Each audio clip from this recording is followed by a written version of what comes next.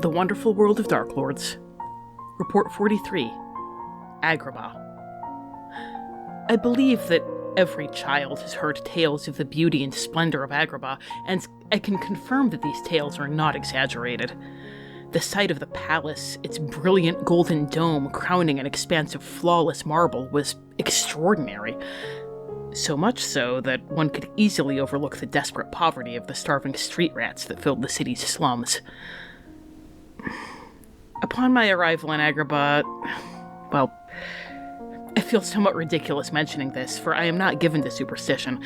The night has terrors enough without inventing one's own, but I could not escape a bone-deep sense of dread when I passed Agrabah's walls. Perhaps it is the memory of what befell me the last time I reported on a desert land. Perhaps it is because I have encountered Jafar's agents in the past, and he might take action if he's aware that I successfully prized his secrets from Sidira.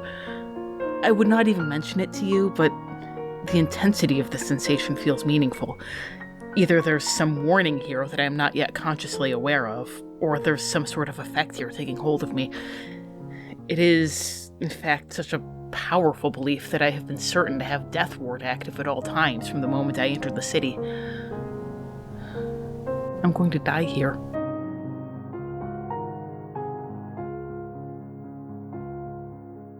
Welcome to Wonderful World of Darklords. I'm Tom. I'm Rachel. And we're discussing how to convert Disney movies to Ravenloft domains of dread and the ever-impressive, the long-contained, but never duplicated Aladdin. Aladdin! Along the way, we'll be looking at the Darklord, the domain itself, and some plot hooks and adaptation ideas to integrate this setting into your own campaign. Today's episode, Aladdin. Aladdin. So, a couple of heads ups here, dear listeners. First off, it's not as apparent here as it was in the Book Club of Dread that we just recorded. But I do have a cold. I think I sound pretty normal right now. But if I start sounding more and more like Jessica Rabbit as the episode goes on, we may be having the Wonderful World of ASMR. We are aware it's not an audio problem. Yes. It's a biology problem.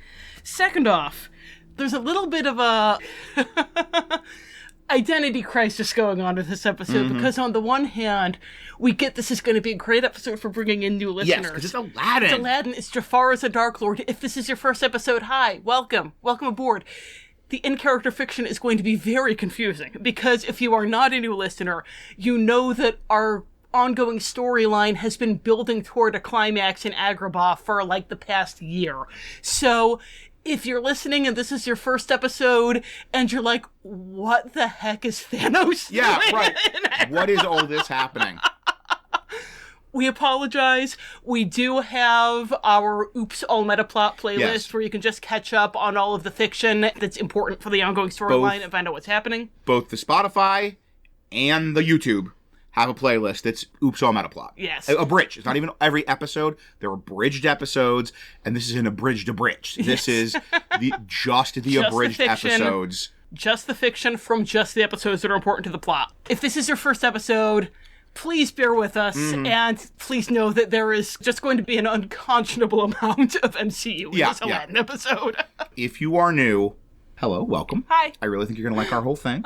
Just ignore the sort of narrator meta plot. Just like be prepared to be confused. Just you're coming on like a fourth season episode of Once Upon a Time. Yeah. See the rest of the show. And you're like, I just want to kind of see how they do Merida. And like, I'm just going to be lost with all this soap opera, Snow White soap opera. Yeah. You've been fair warned. Yes. So don't add us about being confused, please. All right. Final disclaimer. There are a few provisos, a couple of quid pro quos, because, boy, this is the disclaimeriest episode we've ever done. Sorry, guys. But this is the big one. And this is actually our second take on this disclaimer, because this is, like, really hard, complicated topic to talk about. And this is the issue of Orientalism in Aladdin. And, boy, okay. There's so many reasons I don't want to do this. But the first is this topic is too big for us. This is, like, a whole huge, complicated topic. And this is our dumb, dorky Disney D&D podcast, and that's what you're here for, and that's what we want. That's what we're here for. Yes. And also, just like, I really don't like to feel being lectured, and like, I hate the thought that it seems like I'm lecturing you right now. Like, I hate that thought. We don't want to make it seem like we don't care about this issue of Orientalism, but we also don't want to make you feel like jerks for liking Aladdin. Yeah. And that's kind of where we love Aladdin. Yes. We love this movie. No. But we also recognize that there are issues with it. Right. Like, that is a place that we were coming from with this. Yeah. Like, I remember it was when it came out in theater, I think it's one of the first of the Renaissance movies I saw in theater, and it was a snow day. And we went, and that opening, and like the desert sweep, and the Arabian. I remember the thrill soaring in me that I'm going to see this wondrous adventure, and it absolutely was a wondrous adventure. And yet there are issues of Orientalism, but also at the same time, like, in the canon of Disney movies, it could be so much worse. Like, they were trying. They really were trying. This isn't like, Lord help us, Peter Pan situation. Yeah. Like, and also, like, on that topic, we're not the right people to have this conversation. Like, but, like, we have to say something, because this is on our conscience. This is on our hearts. We would be being disingenuous if we didn't mention this at all, because it's something we both are aware of and thinking about and talking about doing Aladdin. So, like, just keep this real brief. We'll talk more about this in the con section, because boy howdy, this is a bit of a con. Yeah. Spoiler alert. But you got Arabian Nights fantasy. 1001 Arabian Nights gets translated in the mid-1800s into English, into French and European languages. It becomes very popular as this like fantastic, exotic adventure. I even remember in Christmas Carol when Scrooge is like remembering his childhood, he mentions Alibaba, and like Scrooge read Arabian Nights when he was a kid, and imagine Alibaba having adventures. So this becomes this deep part of the kind of Western fantasy adventure storytelling, like Greek myths, cyclopses, like Gothic castles. This is just part of that mindscape of European fantasy. I've got this giant book of fairy tales with Jack and the Beanstalk on the cover, and it's got like Jack and the Beanstalk and Hansel and Gretel and Aladdin and Alibaba. They're all in there together. And it's cool, right? Yes. Gin and rocks and flying carpets are cool. The big issue is then some of that stories and the way they're presented and the way they're depicted, and that Arabian Nights fantasy is grounded in and influenced by racist stereotypes. In some cases, they're reinforcing previously existing racist stereotypes. In other cases, they're sort of like referencing or inferring racist stereotypes, or they're sort of like, connecting, like tributaries that potentially connect to a river of a racist stereotype. And how much of this is inherent, and how much even the very idea of this sort of exotic Arabian Nights is inherently, hate using this word, problematic. But that's the big question.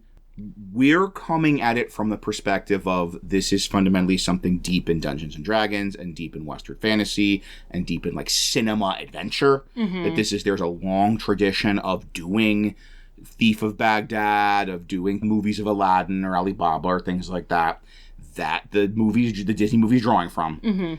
And so we want to do an Aladdin Ravenloft domain. Yeah. And maybe I'm 100% cards on the table. Maybe this is just me with that 1992 love of Aladdin, that sense memory of sitting in that movie theater watching the beginning of this movie, and I'm just, scrambling to defend this thing that I've always liked. And Jafar is so cool. Yeah, Jafar is so cool. But that's where we're coming from, right? We can talk more about this in the con section. We have done our due diligence. We've done this disclaimer in the show notes, and we'll talk more about this in the con section as well. We'll provide some resources for people looking at this issue of Orientalism in D&D, how to do it, how to not do it from a more like informed perspective. I don't want to get into a lot here because we already have a lot of barrier to entry to this episode. Let's get to the good stuff. But just, talking about, meta plot being an issue in terms of enjoying the episode, we have to touch on at least this potentially problematic thing that might turn people off to doing this domain, doing this episode, doing this movie. It's not turning us off. That's where we're coming from. Yeah. Okay, so all right. that's the hard part's done. You've signed the waiver. Now we can get on the theme park ride. And we can get into the good stuff. Woo! All of that we knew going in would be an issue. But we wanted to do this for a lot of reasons. And one of those is we want to talk about this amazing darklord we have here.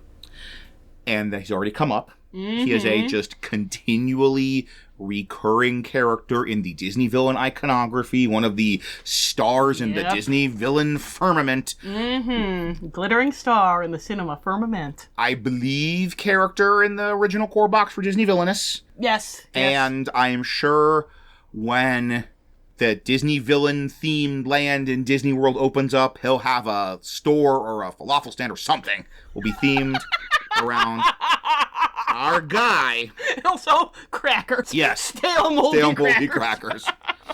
Themed around the guy we are here to talk about, and you are here for, not to hear us talk about, once again, college lecture stuff. Let's talk about our Dark Lord Jafar in a section we like to call The Lord.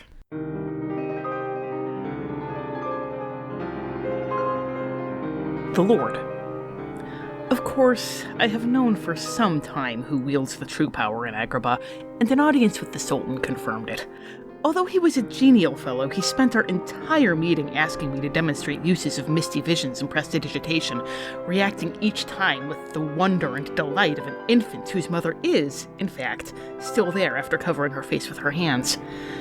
I could not imagine this jolly little cherub even knowing that Atlantis existed, much less sending agents there. His royal vizier, Jafar, was a different matter entirely, and while he doubtless sees himself as a singular force of ambition and resolve, my research painted a dull, commonplace picture that I had viewed innumerable times.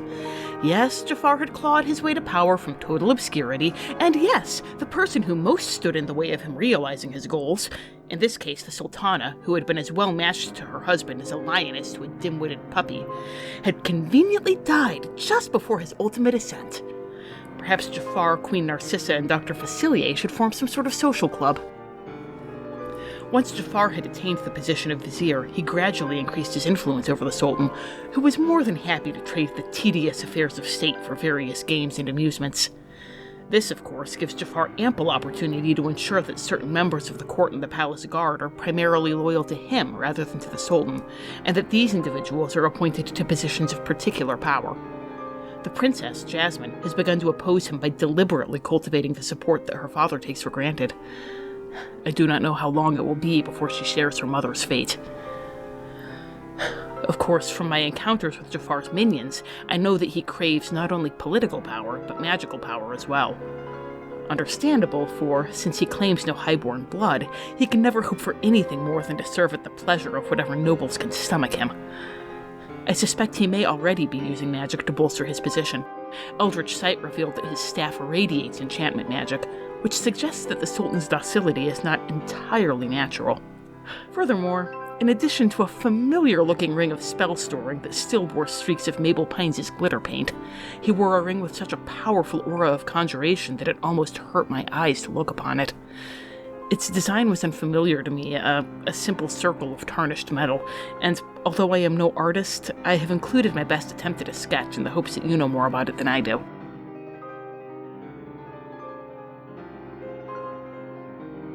Okay, so now we can get to the fun stuff. Thank you for sticking with us. So, Jafar, holy wow, what a villain, what a guy, what a just amazing character to introduce into your Dungeons & Dragons Raven Wonderful World. Now, he is Jafar, he is the Grand Vizier. In the write-up, we're going to be talking about the Grand Vizier Jafar, apostrophe FYR. Because Jafar is a real name, and that's a variant of it. So. And non-copyrightable. Non-copyrightable. He is a person we have chosen to be our Dark Lord, and some of you may have just clicked on this to hear us talk about Aladdin and relation to Dungeons & Dragons. You may not know what a Dark Lord is, though once again I congratulate if you stuck through all that beforehand. So Rachel, if I am that theoretical person, please explain to me, what is a Dark Lord? Well, a Dark Lord is an evil being who commits some kind of act of ultimate darkness that causes the dark powers to say, why, hello, new friend, we want to play with you forever. And so they pluck that evil being up, and they place them in a domain which is a special hell tailor-made just for them. There are some really great Dark Lords, there are some not-so-great Dark Lords, so we are going to talk about the 4 qualities that separate the Strahd von Zaroviches from the, I'm going to pick on Uruk von Karkov because he's actually relevant here. Yeah. The Strahd von Zaroviches from the Uruk von Karkovs.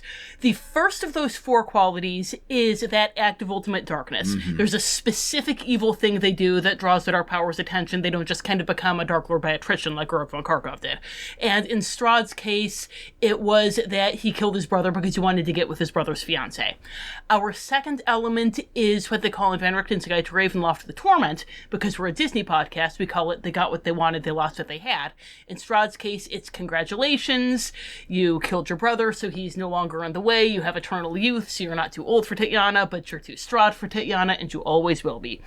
Our third element is an element of tragedy and relatability. There's something about them that makes us wince in sympathy. They're not just evil for the sake of being evil.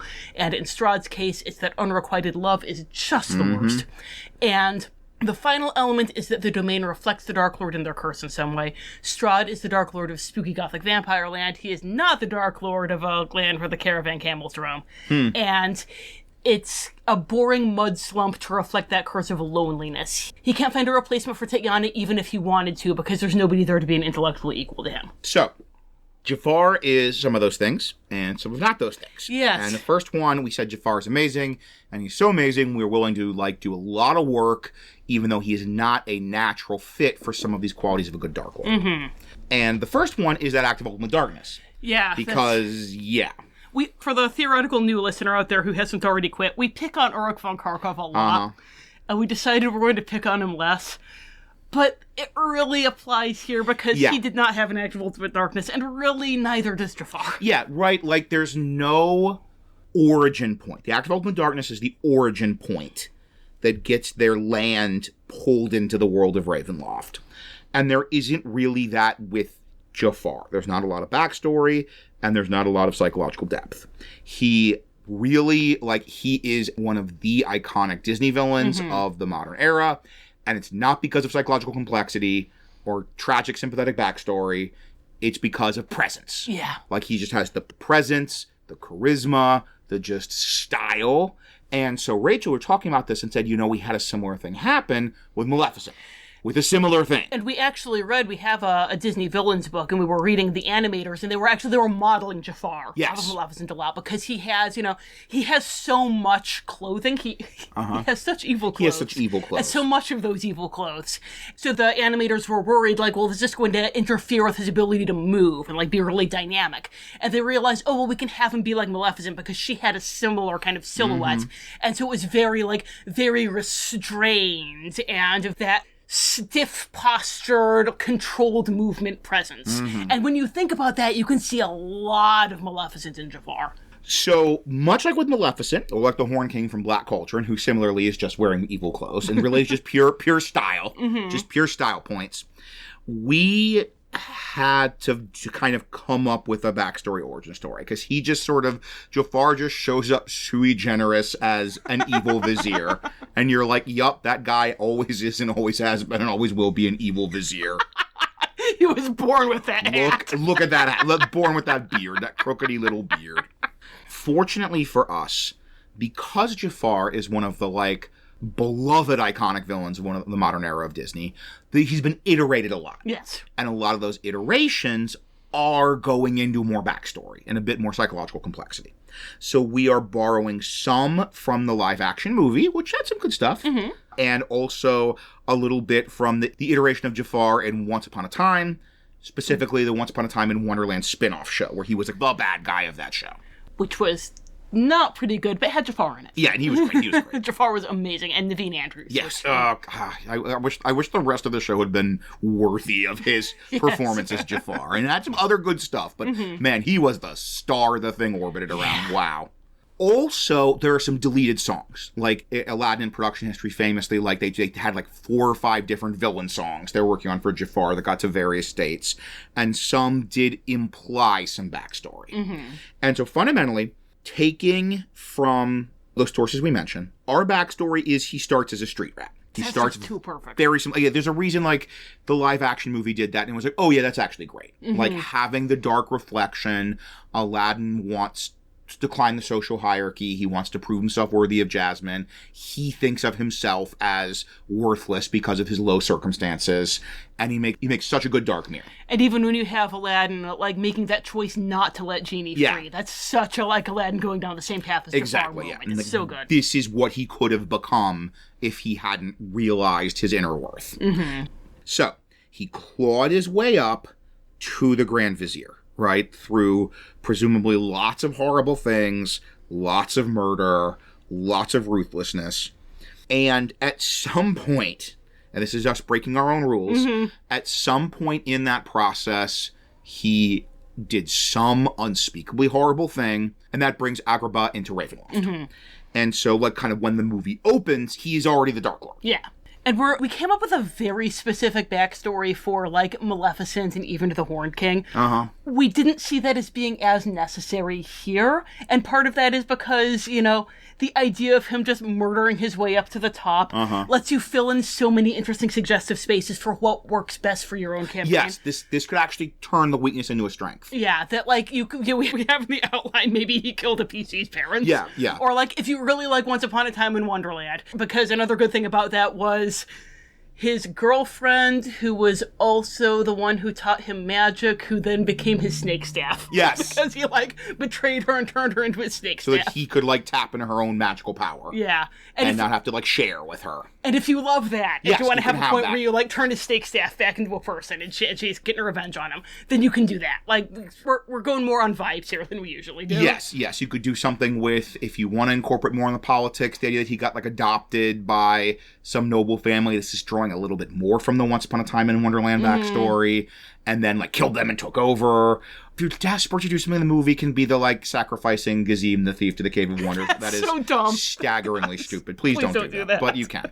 I'm not your parents, so you can if you want to. We can't make you not do it, but we can tell you not to do it. But that's the big thing, is just, like, he is so locked into his evil vizierness at the start of the story, and we kind of want the domain to be there before the movie events of the movie. So it's just, I don't know, he murdered someone, who knows? I feel like... He killed the old Grand Vizier. I'm going to go on a little side thing. Sure, yeah. I feel like... Lie, baby. Yeah. In order for it to properly hit kind of our Dark Lord double down beats, I actually feel like something similar to what it was in Once Upon a Time in Wonderland, with he had his lover / magical teacher who he killed. Something like that, where it's like, there was a version of his life where he didn't do this thing, and he was still successful and still happy, and still had almost everything he wanted. Like, because if he had stayed with her, like, he would have had companionship, and he would have had all that power he wanted. He just would have had to share it. Yeah. No, he had to have all the power, and so he gave up. So something like that, where he almost had everything he wanted, but this person was standing in the way of it being everything.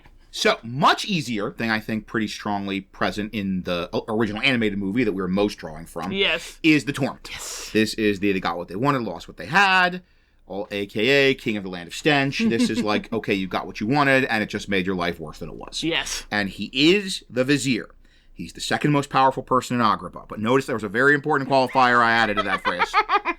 And this is another bit we really liked from the live-action movie, and when we first watched it, we were like, oh, this is for sure going into our... Whenever we do Aladdin for our podcast, it has that thing where he says, if you're not the most powerful man in the room, you're nothing. Yes. And he is not and will never be the most powerful man in the room. He will always be the second most powerful man in the room. And isn't that delicious? Second place, first loser. Yep.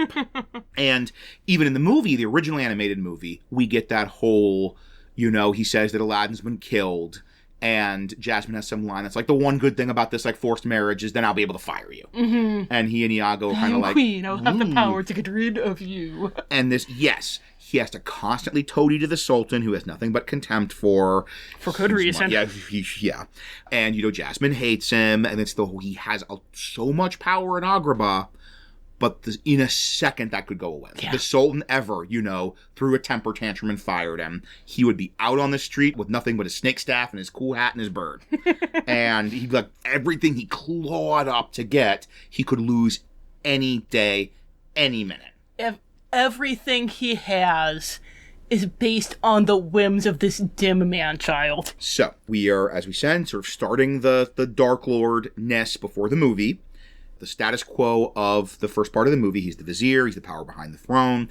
He does have a lot of personal influence. Like, we've imagined he's, like, bribed or blackmailed or manipulated a lot of the court, a lot of the palace staff, a lot of the guards. So, like, those guards are sure happy to kill Prince Ali. They sure are grinning and rubbing their hands at drowning Jasmine Suitor. Yeah, like, Rasul got his edges softened in the show, but in the movie, he pretty clearly answered more to Jafar than to the Sultan. Yeah. But all of that is tenuous. Like, he's not like, if the Sultan ordered him to be fired, the guards would turn on the Sultan instead. No, they absolutely would turn on Jafar. Like, all that's a soap bubble that could pop. He wants, as part of that search for personal power, he gets a lead on the Cave of Wonders. He sends Aladdin to the cave. Like, so far, all good. This is where our divergence happens. Aladdin is coming out with the lamp. They fight over it, and it ends up smashing against, like, the side of the cave and shattering into pieces. You know, there's not the, like, he takes it and shoves Aladdin down and then Abu grabs it from him. Like, no, they're both out. Like, Aladdin's out of the cave, Abu's out of the cave, Carpet's out of the cave. He flew out of the cave at the last minute. But they each, like, as it shattered, the magical energy kind of threw the pieces around Agrabah. So Jafar, was holding on to the handle, and he got that. Like, he's holding on to that piece, and he has that as a ring. Aladdin was also holding on to maybe, like, the stem. And so he has that piece too. Aladdin has a piece of the lamp. But the others are scattered around Agrabah. And this was, I think, a core breakthrough in figuring out how we wanted to execute Jafar. And I think this was your idea. I think it was, yeah. So go for it. Because we realized the way to do Jafar, because his torment is the whole that he doesn't have his own power. So he has to be a warlock. Yes! And specifically, we wanted the idea that he's a genie warlock. Yes! That, like, I don't remember if they still had it in 2024, but in 2014, they had the idea that, like, you could be a warlock and your patron doesn't even know you're alive. You've just figured out a way to siphon their power. And that's basically what Jafar's doing, is he's figured out how to siphon some of Genie's power through this using the piece he has. Yes. So he's a genie warlock. He can tap into some of the power of the genie, but he doesn't have the whole lamp, so he can't get the wishes yet. Yes. That is just another, importantly, the latest iteration of his torment. Like, having that, the torment, he'll never get the lamp, that seems like too specific. Yeah. Little too Saturday morning cartoon. Every week he tries to get the lamp from Aladdin and fails. But the idea of, no, his torment is he will never have personal power. All of his power will be dependent on someone else, and it can go away in a second. Yes. And this is just like the latest iteration of he has more personal power than he's ever had before, but it could all go away in a second. And even though, like, we want Jafar as a caster, right? Yes. You gotta have Jafar as a caster. Yeah. But for the beginning of the movie, like, most of his stuff is coming from magic items. Yes, the staff. The staff, that big, like, weather hamster thing, wheel he's got Yalgo running on. He has to make the wish in order to become Sorcerer Jafar. Right. But so you can have that Jafar with magic while still continuing that basic torment. And it's juicy and delicious. It sure is. And so this also gives us potential plot engine we're going to get into more later. First off, you probably already figured it out when I said the lamp shattered and the pieces flew across Agrabah, that he is sending all these agents out and doing all this desperate search to get the pieces of the lamp. Like, that's his sort of ultimate goal, get all the pieces, get his wishes.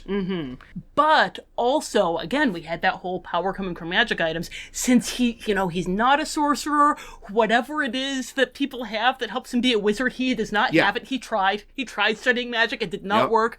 So he's got to be reliant on magic items. So it's not just the lamp. He wants all the magical MacGuffins he can get his hands on. Yes. And even, like, as you are aware, if you have been listening to our ongoing story up to this that's point. part of that ongoing meta plot we've talked about, is the idea that agents of Jafar are going all across these different Disney Ravenloft domains looking for magic items. And who else is gathering MacGuffins? Thanos. If you're wondering why Thanos is showing up in here. So then we have the element of tragedy and relatability. Unlike the torment, this was much harder. Yes. This is not something necessarily you see in the 1992 animated movie Aladdin. Obvious one, and we did touch on this, is that issue of the universal eye roll of your boss is an idiot. Yes. That like so much smarter than his boss. Yes, and just you have to deal with this idiot and humor him and kind of lead him to a decision that you know is the right decision.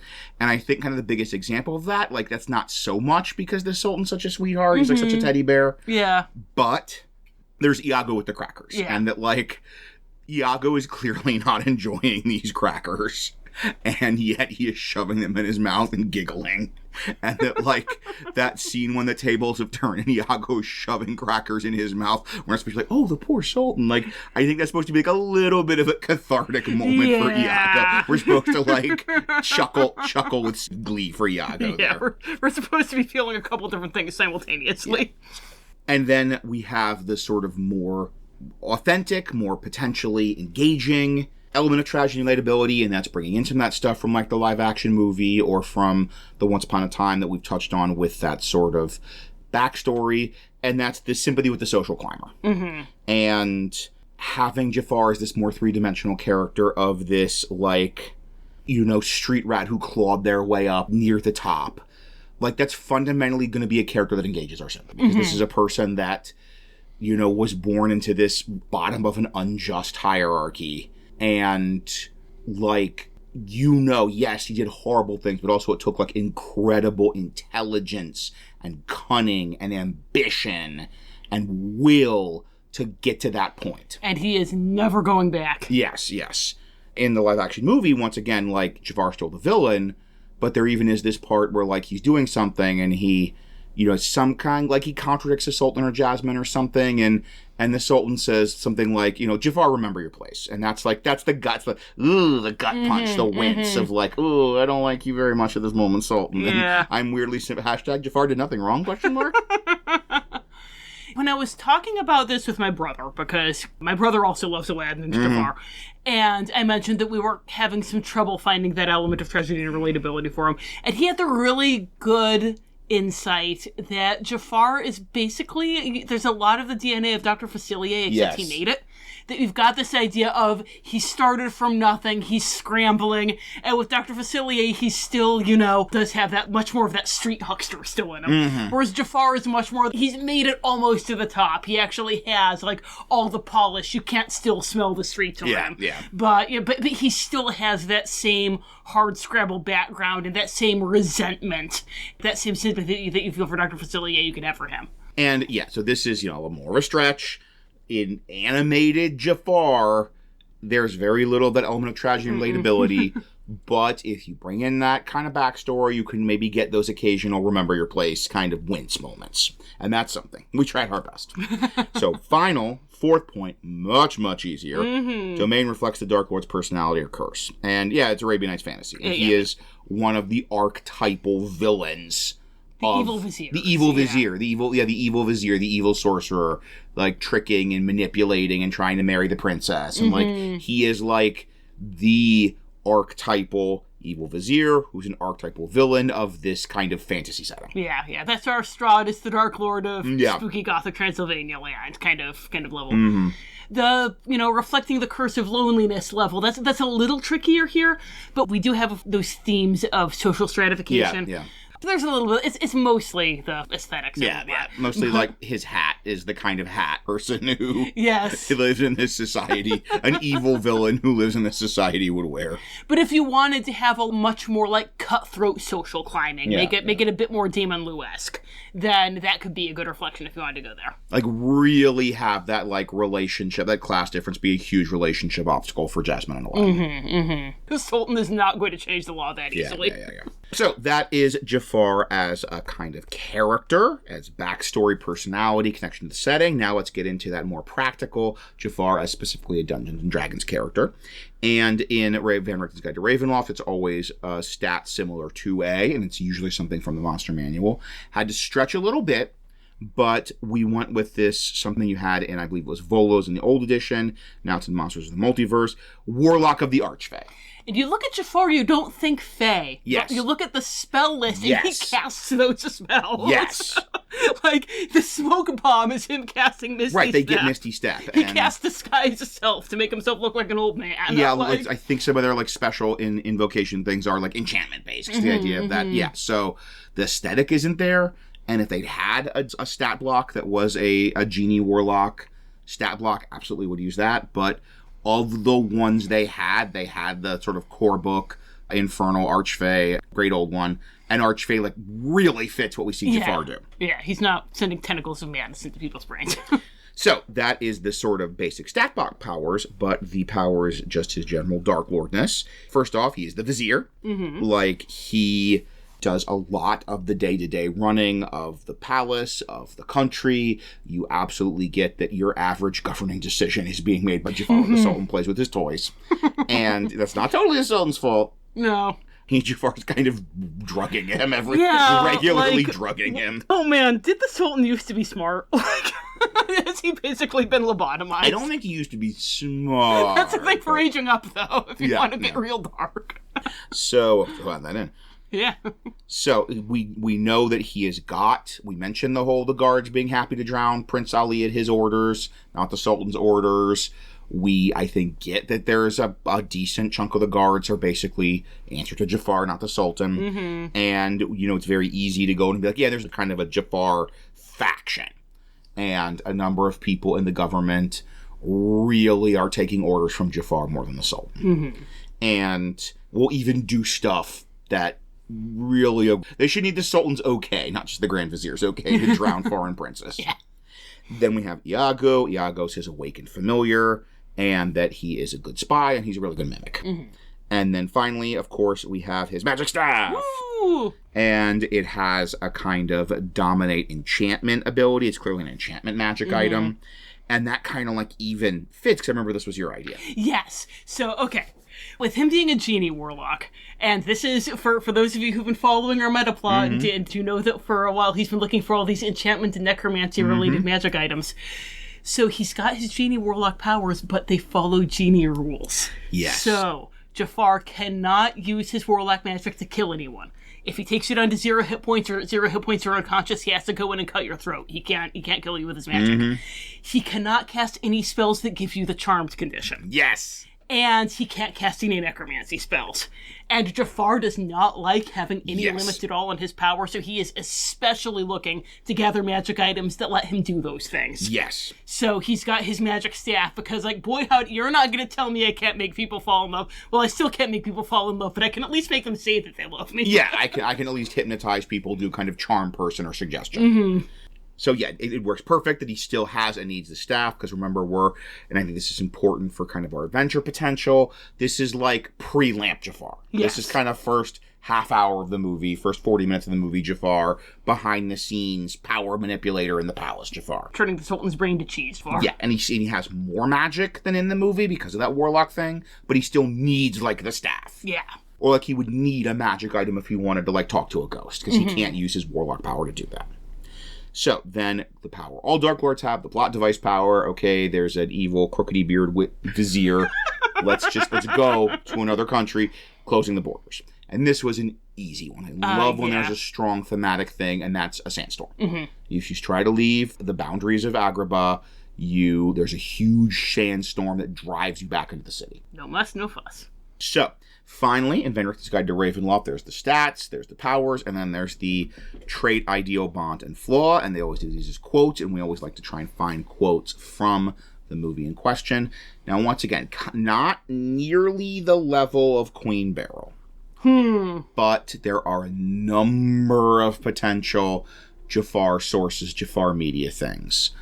Just for ease of use and for kind of most connecting to our sort of core text of the original animated movie, I just pulled quotes from the animated movie and the live action one. I didn't go into Return of Jafar. I didn't go into Once Upon a Time in Wonderland. Thank goodness. Right. I didn't go into like any of the various video games. I didn't do Kingdom Hearts or anything like that where he's been a villain. So this is just the movie Aladdin, whether that's 1992 or 2019.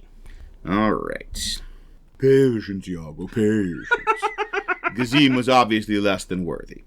You little fool. Oh, there's a surprise!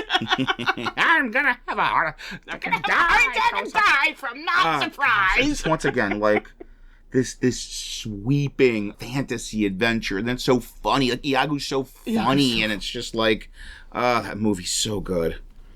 And you little fool, you thought you could defeat the most powerful being on Earth.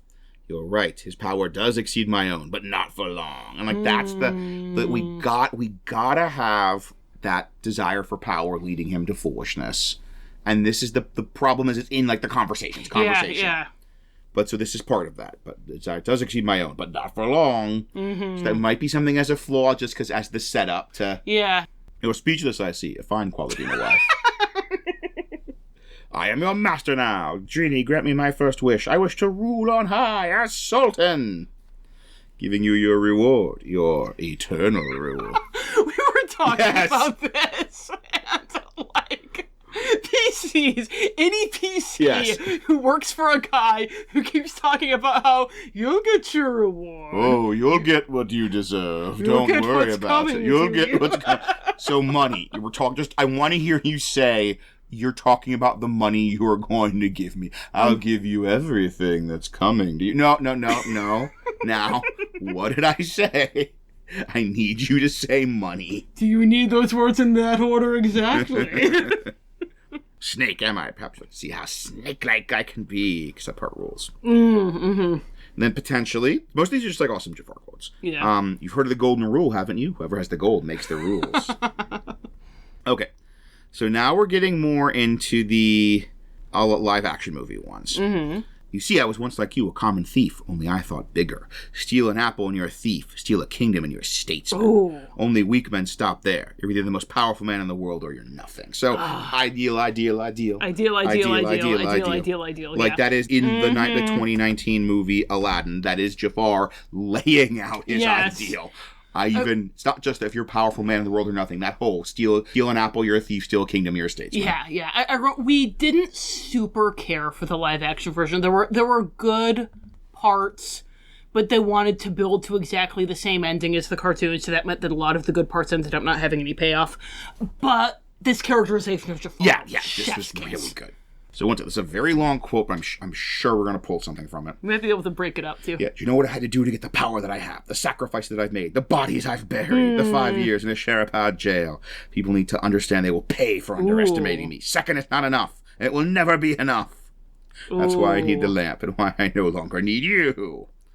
So, gosh, there's so much good here. I think, do you know what I have to do to get the power I have, the sacrifices I made, the bodies? Just end it before second is not enough, because you basically did that with Right, yeah. Sorry, for listeners who aren't looking at the quote. Yeah, right.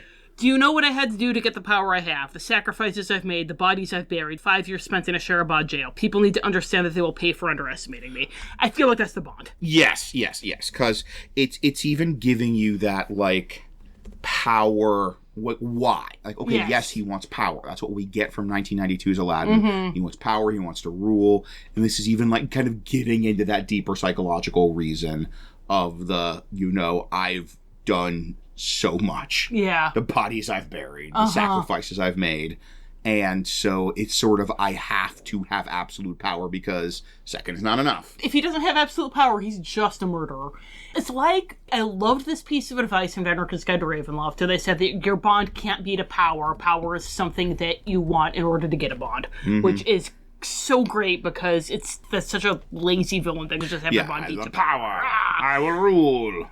But this is like, it's kind of having his bond be to power, but it's specifically having his bond be to, I am never going back to, the 5 years spent in a Sharapad jail. I'm never going back to, like, that mad scramble. It's a bond to hanging on to what he's already gotten. Finally, remember your place, Jafar, if I hear that one more time. That might be a good, like, for the flaw. Mm-hmm. Yeah. What do you think? I see as the flaw, because the problem is we get the flaw, and this is like, this movie, we both talk about this. Mm-hmm. There's a lot of arguments for a lot of the movies of that original run of the Disney Renaissance, Little Mermaid, Beauty and the Beast, Aladdin, but the best ending. Like, I think Aladdin has the best ending of the Renaissance in terms of how Aladdin tricks him and how perfect the characterization is. Now, it's everything we've set up beforehand, totally believable, we'd fall for it. And that's the flaw. Like, the flaw, and it's exactly what a flaw should be, which is like the PC's able to use the flaw to trick them into self-destructing. Mm-hmm. But it's like in the conversation in the scenario. So I'm thinking this is like a simple, kind of clearer version of that same sort of flaw. Yeah. I wonder if... Presumably everyone's seen Aladdin. Right, yeah. So I wonder if the flaw could be... With us. My final wish is to be an all-powerful genie. Ooh. Because everyone's going to know that yeah. Or like, whatever the Yeah, I'll look it up. is. I'll look it up. Oh, that's good. That's good. So this is, absolutely best ending in the Disney Renaissance, and I would argue it's between this and Princess and the Frog for best ending in all of Disney, period. Yeah. Just how well everything clicks together. Yes. How well plotted they are. Those are maybe the two best plotted endings in Disney. Yeah. Okay, so now we just need the role-playing trait. And this is tricky. This is tricky, because one of the things I love with Jafar is how good he is at being, like, the sycophantic, but also dryly awful. And, like, I'm trying to think of a good... Right. Let's do this. Let's pause the recording for a second, and then... Let's look up, like, the scene with him and the soul. Yeah. Or with him and Jasmine. Because I feel like that's when the PCs first... They're going to be encountering him the way that Prince Ali encounters him. Yeah. All right, so we went and looked, and we figure, the PCs are going to be coming in basically like Aladdin with Prince Ali in the beginning, and they're going to be getting oh, you've never heard of the country where I'm from, I'm sure. Try me. They're going to be getting that Jafar. Not to worry, my liege, there is more. If in the event a suitable prince cannot be found, a princess must then be wed to... interesting. The royal vizier. Why, that would be... me. No, I love the delivery. Yes. That would be me, a genuine... I didn't unroll the scroll before now. I was so excited. And the whole, he comes in and he's like, I found a solution, and then is, acting like he's surprised by the solution Wait, he supposedly there's found. More. Yeah. And then the Sultan buys it. Yes. No, I love that as a very good call. Love that as a role-playing trait. Now, we have... forefronted this episode talking about how amazing Jafar is and how, honestly, that is enough to get us to want to do an Aladdin Ravenloft domain, part of our podcast. But, and this is the thing, it is not just that we have an amazing villain. It is that we have an amazing setting. Yes. And, a lot of times, we either have the amazing villain or the amazing setting, and this is one of those double punch... Davy Jones Locker situations. Davy Jones Locker, Who Framed Roger Rabbit situations where it's just the setting is as cool as the villain. Yeah. And so now let's talk about that setting that is as cool as the villain in a section we like to call... The Land.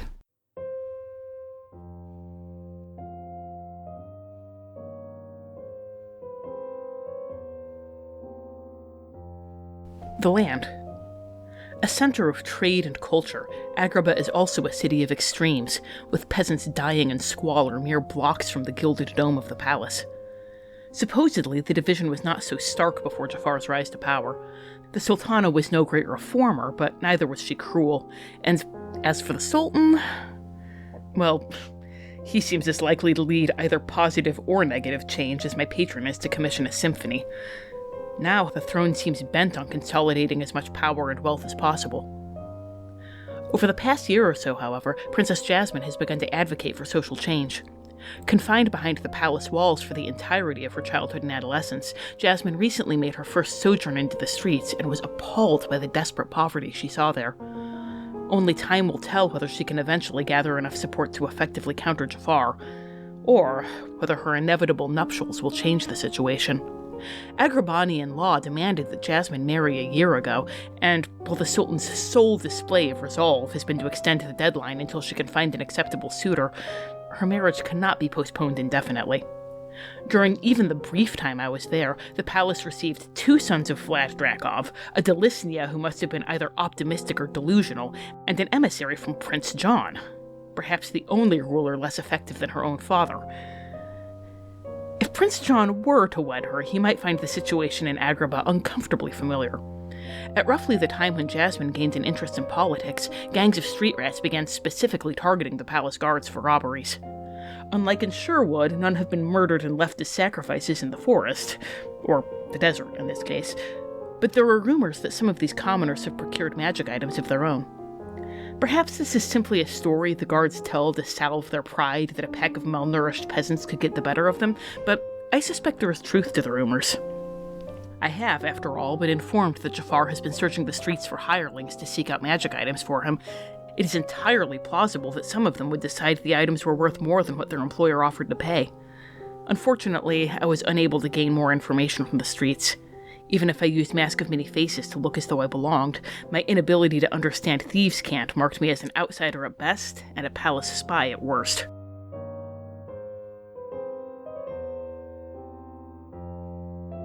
So before we get into the land, a quick note, as you may have noticed a slight change in the sound quality. Yes. We recorded the Lord and then recorded the land, and in the meantime I gave my cold to Tom. Yes. Because it cannot be our late winter, early spring episodes without Tom sounding as though he's doing Aslan just constantly. Okay. Mr. Valiant. Tom does not give you Jessica Rabbit. No, so yeah, my voice might be a bit creaky. We're doing our normal medicinal regimen, and trust me, this is a lot better than it was last week. Oh, yeah. Voice-wise, hopefully not podcast-wise. But, so, with that disclaimer out of the way, once again, do not adjust your volume or your audio settings. It's not you, it's us. Yes. And it is not our recording software or anything like that. It is our physical voice problems.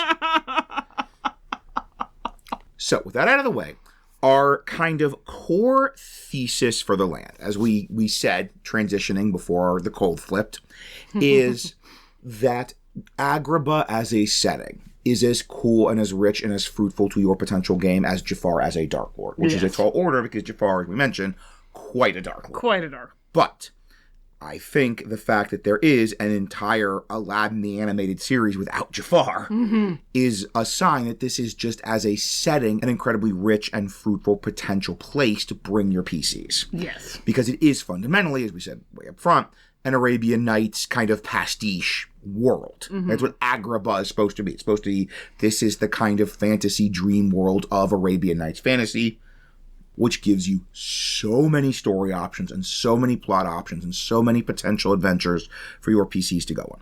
Now, as for Agrabah itself, we are imagining it is a kind of small city-state, but very, very rich. That, you know, we kind of just see the city and the palace and then a lot of desert.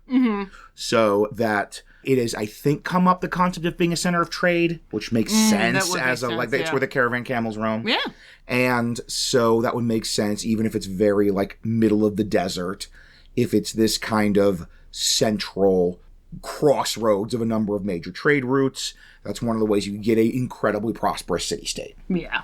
And I like, for us, we've said city-states are nice as settings because they're like a lot of potential story, but also you don't have a ton of geography to juggle. If there are a bunch of trade routes passing through it, Okay. trade routes and caravan camels, are words going to be said later in this podcast? Okay. Indeed they are. Also, I remember this was your idea. I think it's really cool. Yes, because we have the whole, like, Jasmine getting all of the suitors and the Sultan is still trying to marry her off to a prince. So we're going to talk about this more in adventure hooks and incorporating the older material. You could totally have princes coming in either from other city-states, like within a larger Agrabah domain, or from other domains. Yes. You could have darklords ascending their sons. Yes, or like noble officials, yeah. For marriage proposals to Jasmine. So that could be a great way to connect other domains. Just all these boyars keep coming in. Want to make her Jasmine Walker. Now, in terms of places in our city-state, we have kind of 3 sections we're zooming in on. And it's because this is like in the movie, this is all we see, really. It's these 3 like sections. So first we have the palace. Obviously, it's big, it's huge, it's really cool looking. It's kind of based on the Taj Mahal, I believe. Awesome onion dome. Got that awesome onion domes. And this is something where we've mentioned we're borrowing from the live action Aladdin. That we are imagining the palace as a real strong location if you want a lot of like political intrigue. You want to run a very political intrigue story. That Jafar, you know, he has a lot of power. He has a lot of, like, the palace officials and guards answer directly to him. And, like, he is pushing to make things worse. The guards are getting more brutal. The taxes are getting higher. The Sultan's getting more and more distracted. Making stacks of animals. But Jasmine is here, and Jasmine is opposing him. And Jasmine is building her own power base. That, you know, if her father won't kind of stand up to Jafar and try and put a halt to what he's doing, Jasmine is now trying to take more and more interest and more direct involvement in this sort of governing of the city-state. Yeah, that was a really interesting wasted opportunity in the live-action movie, I felt. Because, again, as we mentioned, the problem with the live-action movie was they had all these cool ideas, but they wanted to just do the ending of the animated movie because that ending is perfect. Yeah. And there wasn't any space in that ending for Jasmine to have her own personal political power. Right. So they had all this stuff about her finding her voice and everything, and she rallies the guards, and it's great, and then Jafar does lamp nonsense the next scene, and it's all never mind. It may as well not have happened for all the impact it has. Yes, but you can have it not have in an our impact in your game, live action like remake. She's doing her Maid Marian thing, or her Sarabi and Nala thing, and like building up her power base. And then you thought of this as a thing that was in the live action movie as both kind of a potential like trigger for Jasmine and also a potential act of ultimate darkness for Jafar. This is something, if I recall correctly, it's hinted at in the movie.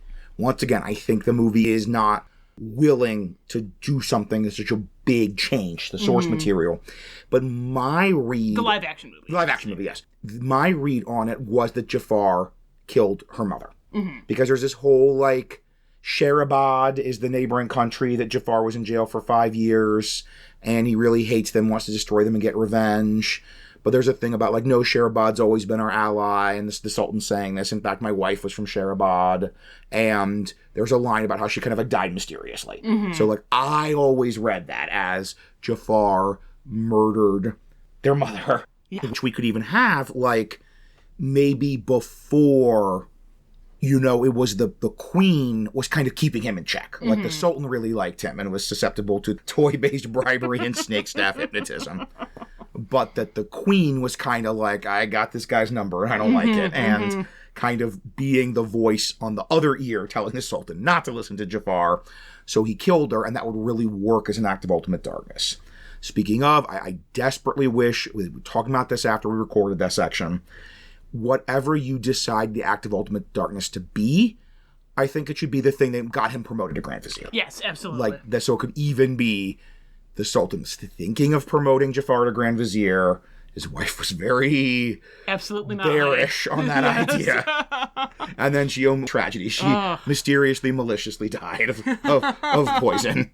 She accidentally cut her head off while shaving her legs. Yes, and could be that act of ultimate darkness that brings Agrabah into Ravenloft, and that is concurrent with Jafar getting promoted to Grand Vizier. And maybe once again, now, like, Jasmine's kind of stepping into that role. Yeah, and maybe even she's starting to find a little bit of evidence in that direction. That could be an interesting thing to do with her. Oh, it'll be like baby. It'll be like Catherine Zeta-Jones in Mark of Zorro. Ooh, or is it Mask of Zorro? Mask of Zorro. That whole, like, starting to, like, talk to the maid who was the mother's friend, or, like, some of the old palace servants, and hearing them make very suspicious comments about Jafar, and then look nervously around and excuse themselves, and that kind of thing. And we're even thinking, like, Jasmine was kind of, you know, starting to push against that being the bird in the gilded cage. But then when Jafar tells her Aladdin's dead, that's kind of like pushes this rebellion. Yes. Of like, okay, I'm not going to run away, but something's really wrong, something's really rotten. Jafar's even a bigger problem than I thought he was. I gotta do something. How is Jafar able to order someone's execution without vetting it with the Sultan first? I gotta do something. And, like, it just happens, and nobody stops in the process and says, can we check with the Sultan? In our timeline, or she knows Aladdin is dead, but she's, like, trying now to counter Jafar.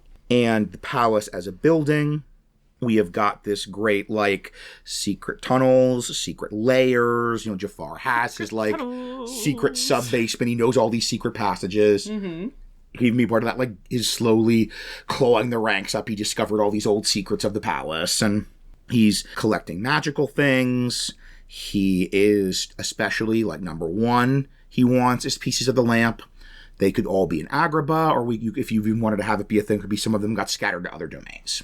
And we mentioned in our meta plot, we've had this whole agents of Agrabah out there looking for magical things. And part of that could be lamp pieces. But the great thing, Jafar could also be looking for other magical things, magical items. Especially, this is from a book I read for this, as research for this. And it's this series called Twisted Tales that are sort of the what if the villain won. And I didn't finish the Aladdin one, but I read a bunch of it. I was listening to the audiobook, and it is apparently quite painful to hear anybody try to do Genie. Yeah. I mean, the writing, like, probably would have been a little flat anyway, because who can do Robin Williams with Robin Williams? But having the audiobook reader reading someone else's Genie dialogue is like two people who are not Robin Williams doing Robin Williams. And they have this whole, he gets the lamp because it's the villain one. They should become the most powerful sorcerer, but he's bound by those laws of magic. And we have that. We mention that with he cannot use his warlock spells to do charm person or to do necromancy. And of course, in the novel, and I think very true characterization, Jafar's like, nerds to that. Like, someone says I can't do something, gosh darn it, I'm going to do it. Which is why, if you remember from the Black Cauldron episode, Sidira Kuldi, he's looking for enchantment and necromancy. Yes, because he's like, well, I can get other stuff that will make up this deficiency in my warlock spell levels. So that is, I think, once again, an amazing... You can never go wrong, as Thanos has shown us, with a story engine of the big bad guy, Skeletor, whatever, wants magic items and is collecting magic items and magic scrolls and magic tomes. And with Thanos, it's got to be like the super powerful ones, but the great thing is Jafar's just after everything. Like, this is just a, rare... scroll of raised dead. He would be after that. Even though that's like a thing you could get on magic item table like C or D. You don't have to go to the end of the like E or F to get that one like you would with an Infinity Stone. I mean, heck, our way of doing that, he can't make anyone fall in love is that he can't give someone the charm condition. He would be salivating over a scroll of charm person just because he can't do that. Yeah, exactly. That's a first level spell. And he would just want to have it to have the option of doing it. And so, yes, as indicating, this is an incredibly fruitful plot engine. This gives you a million ways to get your PCs entangled with Jafar, and we'll elaborate more on that later. So that's sort of our royal political story. Then we have the other part of the city we can see, which starts with the Grand Bazaar. So, of course, you have to have the Grand Bazaar. And that you have all these trade routes. You have the idea of this is a very, like, a pretty high magic setting. So you do have, like, magic items for sale, wonders from across the domains available for sale. That's kind of part of the Arabian Nights fantasy traditionally, is this, like, place of wonders and magic. And part of, near that Grand Bazaar, we've got the thieves' quarters. The thieves' quarter, the slums where the street rats live, and that's where you can have Aladdin. So Jasmine, we have Aladdin. And Aladdin, we are imagining he got out of the Cave of Wonders, he's got Abu, and he's got carpet. Because, come on, he has to have carpet. He has to have carpet. He has to have carpet. And how great would having a flying carpet be for thieving? Oh, man. For house burgling. You can get it to all the upper windows. And even, like, he's got a piece of the lamp, too. Like, he's maybe got, like, a bit of the, like, spout. And that broke off. And it's, like, on a necklace that he's wearing. And that then gives him some, like, genie power. Like, technically, this would be more the warlock stuff, but, like, for flavor, we're saying he gets arcane trickster rogue levels. Because he's a rogue with magic. There's a thing for that. And, like, maybe he doesn't even realize it's magic. Maybe it's just, like, his lucky charm. But, like, ever since, I kind of love the idea that he's not, like, casting firebolt. But he's got, like, this crazy luck. Like, ever since that day, he's had the craziest luck. It's all stuff like enhanceability. Right. And, like, stuff that can be really easily written off as being just a luck thing. Or even, like, Featherfall. Like, Featherfall kick in and you'd be like, oh, well, I guess lucky that was a really soft, patch of ground I landed on. Or I fell exactly right. And now he has this, like, personal grudge against Jafar. That he kind of realized who was the one tricking the old man, the one tricking him, using him.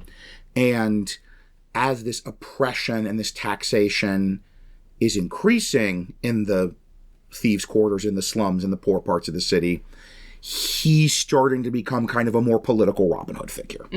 Like, you always had that, he cares about the other people. He shares the bread with the hungry kids in the market. But now he's starting to get a little, like, political edge to some of this thieving. Like, specifically targeting, like, the guards and the tax collectors and the wealthy who are oppressing the poor.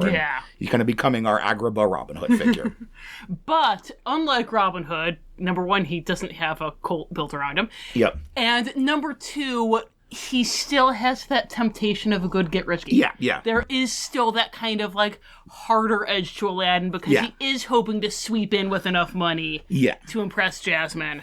And he doesn't know that Jasmine thinks he's dead. Right. So he's like, maybe if I come back and I, like, pretend that I'm some prince or nobleman or whatever, then I'll be able to impress her. So it is possible to kind of, like, lure him over to the dark side. Yeah, I love that. He's got those two, like, on the one hand, I am seeing this oppression, and I know Jafar's responsible, and it's hurting the people in my part of the city, the street rats, and I want to do something about that. On the other hand, I want to get rich and impress Jasmine. Well, I mean, if he were to marry Jasmine and someday become Sultan, then he could probably pass all kinds of laws. There you go. Yeah, good stuff. So, it's really helping himself is helping them. So that's our two Agrabah zones. And just like in the movie, we basically have, like, the street, the market, and the slums, and the palace. But then, of course, we also have the Cave of Wonders. And in the movie, it's, like, imploded? Lava? But we want to keep it in place. Because it's the Cave of Wonders. Look at that dungeon. Look at that dungeon. A good dungeon. Oh. It is a cave full of cursed treasure and traps. And just, like, so much. Don't touch nothing but the lamp. But at the same time, they're clearly the occasional exceptions because they touch carpet and it's fine. So maybe there's something that your PCs are looking for that you'll be okay with. I always notice that. Maybe because he just happened to be in there. He wasn't part of the deal. Carpet's intelligent. So he's not like he just was a thing in the cave. He wasn't part of the cave.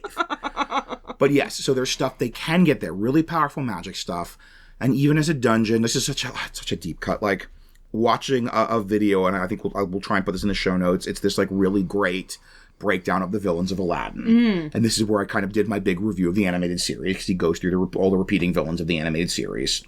And he mentions one of the video games, there's a Cave of Wonders level, and the boss is actually the like monkey statue with the rubies. So you could absolutely have constructs. You could have like that some of the right statues come to life and fight. You could have treasure golems. You could have they touch the treasure and it more metamorphosized into a construct made of like coins and jewels. Right? Like it's such a good dungeon. We have to have it in here. Yes. It's very rarely the Disney movie gives us an actual honest to gosh Dungeons and Dragons perfect out of the box dungeon dive. But the Cave of Wonders is that thing. Speaking of the animated series, that greatly expands the setting. Not even in terms of villains, NPCs you could use, but also in terms of just all these different locations and places. So even as a fun thing, it gives us the Skull and Dagger Tavern, which is a tavern only thieves are allowed in. And it gives us like a ton of magic items and MacGuffins and monsters and all that. And we'll talk more in the AU. Because I know some of you listening who have seen the show were like, when are they going to talk about Mosenrath? We're going to talk about Mosenrath. But just as a point, if you're like, oh my gosh, I want to do a full campaign here, and I'm not sure that is enough, 2 locations in a dungeon are enough. Like, no, go to the wiki for the Aladdin the Animated Series, and they will have every single location you could ever need. But what do your PCs engage with in this cornucopia of potential Dungeons and Dragons adventures? I think we've touched on this, answered a lot of this already, but just for form's sake, Rachel, what do you do with it?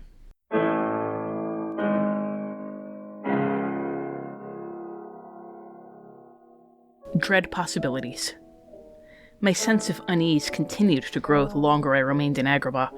As I traveled to the palace for an audience with Princess Jasmine, which was remarkably easy to obtain as she is starved for interaction with anyone not seeking her hand, I spotted a dog scavenging for refuse. I remembered my most recent purchase from the peddler, the dog biscuit that would compel an animal to bring me something useful. Perhaps this one would bring me something that would set my mind at ease. I called the dog over and gave it the treat, and it scampered off into the crowd. A few moments later, it returned, carrying what appeared to be the broken-off spout of an old oil lamp. Well, it seemed that the peddler's goods were not always useful after all. I pocketed the useless junk with a sigh and continued to the palace. Jasmine told me little that I did not already know, but she was delightful company, forthright and quick-witted. She did mention that her desire for social reform had been spurred by meeting a kind-hearted peasant who had been executed on Jafar's orders, and expressed her outrage that the vizier was attempting to make the already desperate lot of Agrabah's poor even worse. I decided to share some of what I knew with her. I'm not surprised. Jafar is hiring from the streets for his own purposes. The more destitute the people are, the more eagerly they'll accept when that snake offers them a lucrative commission. At that moment, we heard the Sultan calling her from the menagerie, so Jasmine excused herself and left the room. Snake, am I? Surely I can't be snake-like as that. I would like to say that I neither gasped nor jumped a foot in the air, but that would be a lie. I whirled to see Jafar standing behind me. A brilliantly colored parrot flew from the direction to which Jasmine had just departed to alight on his shoulder. I gave him a tight smile. Jafar, it is lovely to meet you, but you'll have to excuse me. I was in the middle of a conversation with the princess. I'm terribly sorry, but I'm afraid the princess is occupied. Occupied? I don't know how a parrot managed to have an insipid smile on its beak, nor how its voice could sound simultaneously imitative and malicious. However, I'm pleased to have this opportunity to make your acquaintance. Jafar's voice was so unctuous that I was certain a layer of grease was forming over my skin. As Royal Vizier, I'm responsible for the comfort and safety of all of the guests of the palace. How very reassuring to know that you're watching out for me. Watching me? Oh, I am. And I have been since the moment you set foot in Agrabah.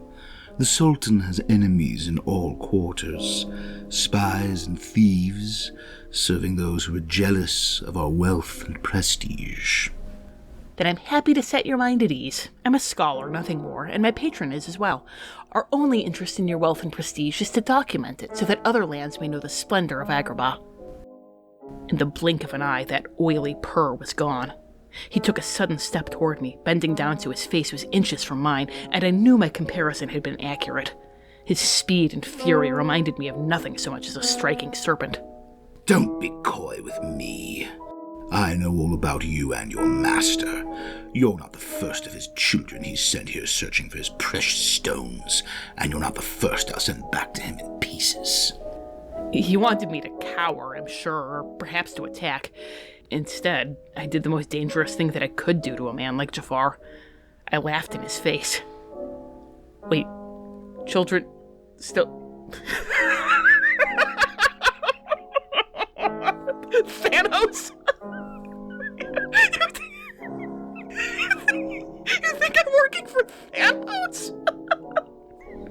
Jafar froze, his face going blank with genuine confusion, but then it twisted in rage. We'll see how much you're laughing when I'm finished with you. I was barely able to dodge out of the way before he unleashed an eldritch blast on the spot where I'd been standing. I cast Misty Step to give myself a head start and fled. Behind me, I could hear Jafar's voice echoing down the hall. Guards, seize her. She's an enemy spy sent to assassinate the Sultan. I will not relate every step of what happened along the way. Suffice it to say that I hope someday to pluck, roast, and eat that infernal parrot.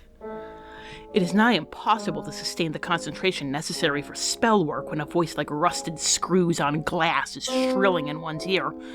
Furthermore, I am certain that the creature was Jafar's familiar. The Vizier always seemed to know where I was and whether I had used some subterfuge such as Mask of Many Faces, and it was remarkably resistant to my attempts to bring it down. When I was able to hit it at all, as Jafar had cast invisibility on the damn thing. Eventually, after several narrow escapes from the palace guards and a few encounters with some highly unpleasant spells from Jafar, I found myself in a dead end, with all of my own magic exhausted. Was this why I had experienced such a sense of dread? Had I survived to this point only to be cut down by palace guards because Jafar believed I was working for that genocidal aubergine? At least the other dreadlords I've encountered have wanted to kill me for something I actually did. I felt that stupid, useless lamp spout in my pocket and pulled it out, intending to throw it against the wall. I wish you were here so I could demand my money back. Behind me, I heard a familiar voice. If that's really what you want, I can arrange it, but I don't see how 100 gold pieces will help you here.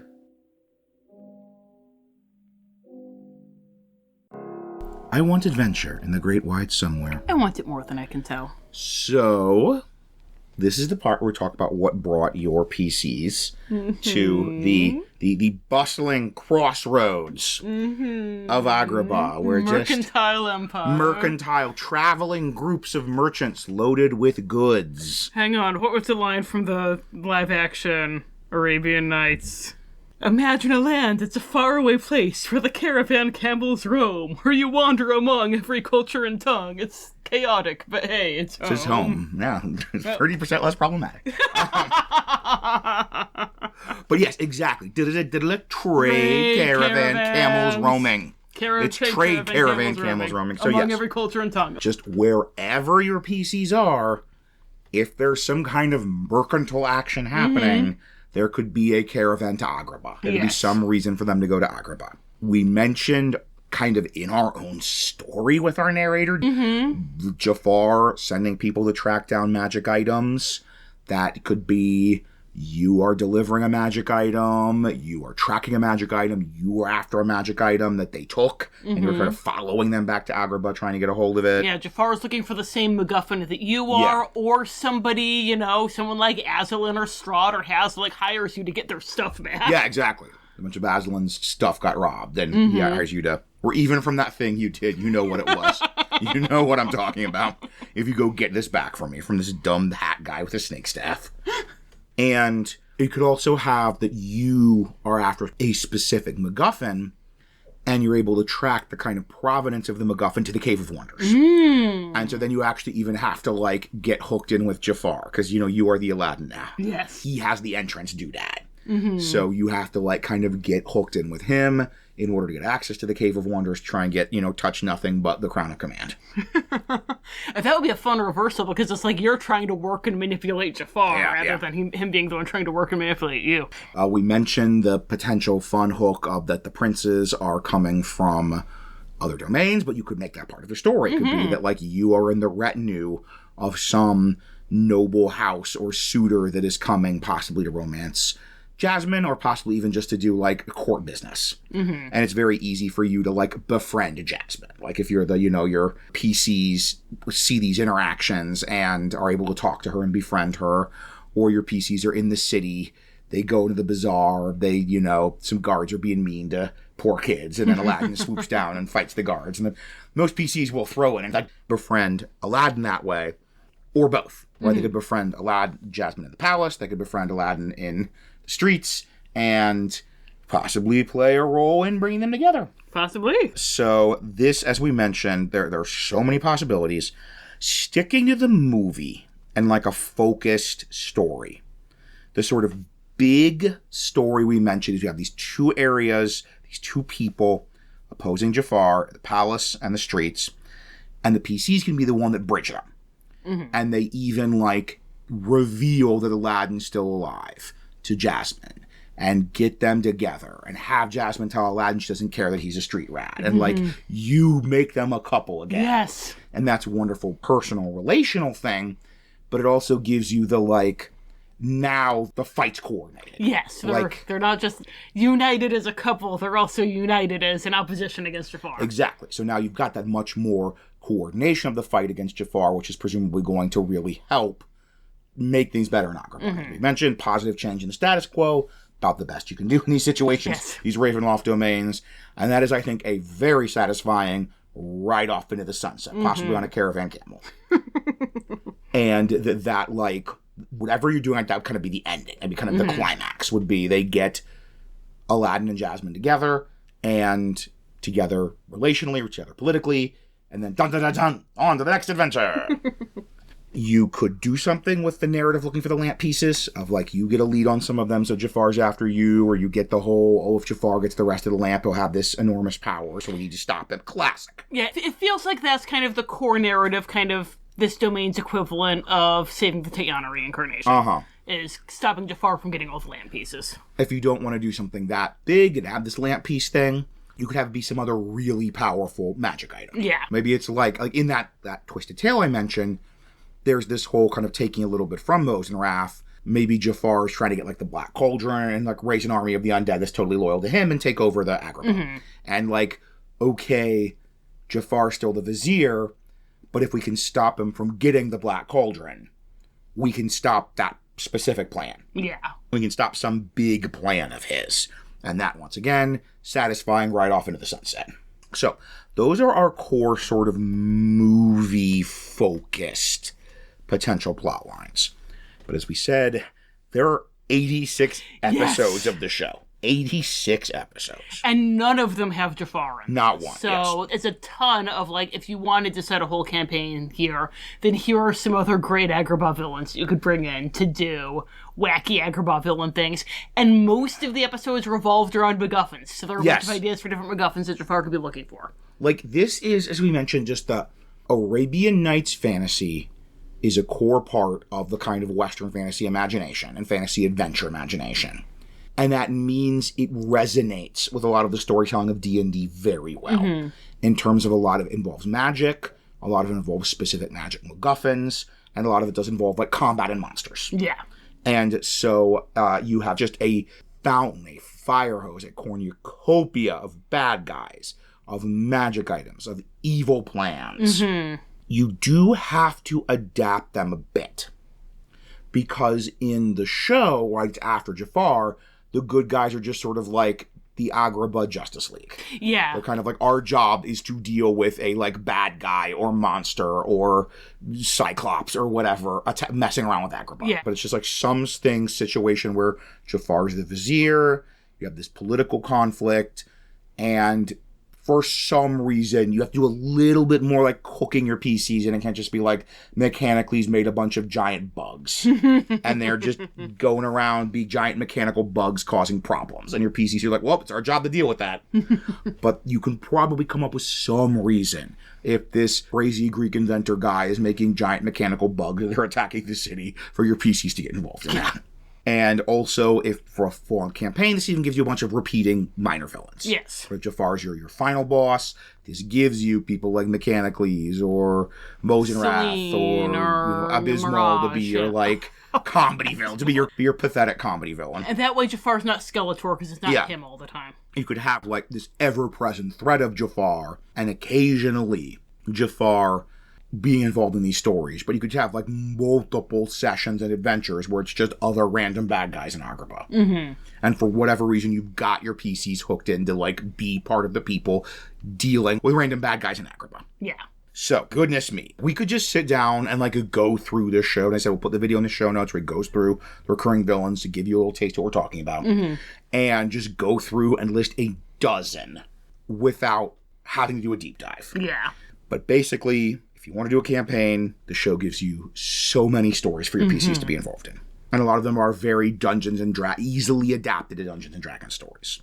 Now, that's one, kind of jumped at a whole bunch, one possible kind of alternate take on it, focusing more on the canon from the show. But let's talk formally about alternate takes on it in our Dread Possibility section. And before we get into that, we have to, once again, for form's sake, let's talk about doing it for younger players, doing it for older players. Once again, I think this is one where legitimately you could have a table of 10-year-olds that love Aladdin, and you could have a table of 40-year-olds that love Aladdin, who are us, who are named us. Yes, I mean, like, again, we've had so many listener requests for Aladdin, so that lets us know that there's quite an adult market, and our kids love Aladdin. Yeah. No, this one is just all the 4-quadrant hit. And aging down, like, do the movie. Yeah. A lot of times, we start with the Disney movie, and we, like, age it up a little bit for our canon setting. To make it more horror. We're not really doing that here. Like, we're basically just giving you an AU of 1992's Aladdin. And the few changes we've made to make it fit Ravenloft and the whole Darklord thing a little bit better, just, like, don't do those. Yeah. Like, don't add psychological depth to Jafar. Don't give him legitimate class resentment. Yeah. Don't make your PCs have the stab of sympathy of the Jafar remember your place. Like, just do twisty beard, cackly snake staff, bad guy. His beard is so twisted. Do the level of violence we see in the movie and the show, and you are set. Like this, I mentioned that there's a lot of this, like, kind of shared DNA with Dungeons & Dragons, and with this kind of fantasy movie adventure tradition. And similarly, I think this has given us a way to do that fantasy adventure movie in a very kid-friendly way. To do kind of D&D violence in a very kid-friendly way. A lot more options, aging up. So I don't think we're going to have to do a skip-ahead warning. If we do, the future Rachel's going to come in here and make me eat my words. Man, words are delicious. So, yeah, we get into a non-graphic but frank discussion about how thirsty this movie is. It should be fine for work, but if you have kids in the room and you don't want to explain what certain words mean, you might want to skip ahead 3 minutes. Yeah, wow, lots of options. A veritable cave of wonders of aging. It is a veritable cave of wonder. Boy, howdy, much like Hercules, this movie is, you can tell they're in the middle of the desert because it's very thirsty. It's very thirsty. And no one wants to be wearing a lot of clothes. No one wants to be hot. I have never understood people who say Jafar is queer-coded. Because he puts Jasmine in that outfit. He's creeping on Jasmine the whole movie. When he comes up to her and does his little spider fingers on her shoulder. Gosh. I've never understood people who say Jafar is queer-coded. Like, Jasmine's already in kind of a Halloween spirit, Halloween costume just for day-to-day wear. And then Jafar takes it up a notch. Yes. And this is, clearly a scenario he's put a lot of thought into. So, yeah. So that is something that's there. Mm-hmm. That's always been an aspect of Arabianized fantasy, which is inherently problematic. Right. That's, Orientalism, that's, exoticization, that another thing that we're not going to say if we don't have a skip ahead warning, but, Do a little Googling, go to Halloween Spirit, you'll see the kind of thing we're talking about. And there's also, if you do want to dive into that, there is the potential with Jafar and Jasmine, trying to figure out what I love you. I love you too. Oh no, I just get that warning. Okay, yeah, all right. Fetishization, guys. Fetishization. Yeah. There's a lot of fetishization of Middle Eastern cultures. The concept of the harem girl. The concept of the harem girl. Halloween Spirit costume name. Yes. And again, just the fact this is clearly Jafar's fetish that we're seeing. Yeah, right. We're getting we're learning a lot about Jafar today. A lot about Jafar's formative experiences. And if you wanted to dive into that and your party is okay with it, you do have the potential for some stuff with forced marriage. One of the things that came out in the Twisted Tale that you mentioned was Jasmine says something about Jafar not being able to make people fall in love, and Genie pulls her aside. It's there's a big difference between getting married and falling in love, and we just need to make sure that he doesn't remember that fast. Yeah. And you could do something with that. So, obviously, it's deeply problematic. Right. But wow, this movie's horny. So, yeah, gosh. Look, guys, what do you want to do with your bachelor party Dungeons & Dragons session? We're not judging. Is your business. And I'm just saying, this could make a very good bachelor party Dungeons & Dragons session. This is just, even more than with most sexual content, you are going to want to session zero it because it does have that weird racial overtones. Yeah. Once again, it's your bachelor party. It's your bachelor party, yeah. And you don't have to worry about this stuff with Hercules because, there's not fetishization of Greece as far as I know. One really interesting... Back to the general audience aging up. One interesting possibility here. A thing that makes this very kid-friendly and very kind of inherently slapstick and goofy and fun is Genie, as he's presented. Not just the fact that he's funny and he's Robin Williams, but even that he is just genuinely a good guy and he wants to help you. Yeah. You could do a much darker Genie. You've seen the movie, I haven't. You haven't here more Wishmaster less Robin Williams. Yes, if you wanted a more malicious. This is in a lot of stories about genies. I know even a couple of those other Arabian Nights stories, the idea of the genie is the much more malicious, resentful figure.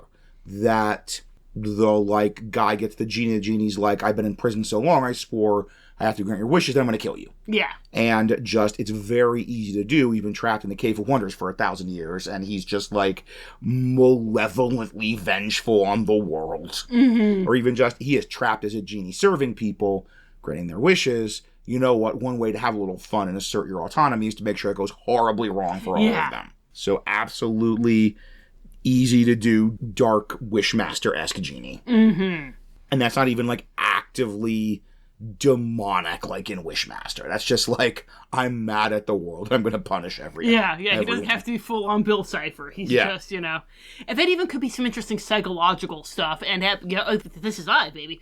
That could be a cool thing. Like if your party is made up of kind of the more good aligned, less murder hobo-y, then kind of being able to kind of give that redemption to Genie. Yes, being able to show Genie that no, people aren't all like that. That could be a really interesting, really fruitful story. That like, even when Jafar gets control of him, he's still like incredibly good person, deeply resentful.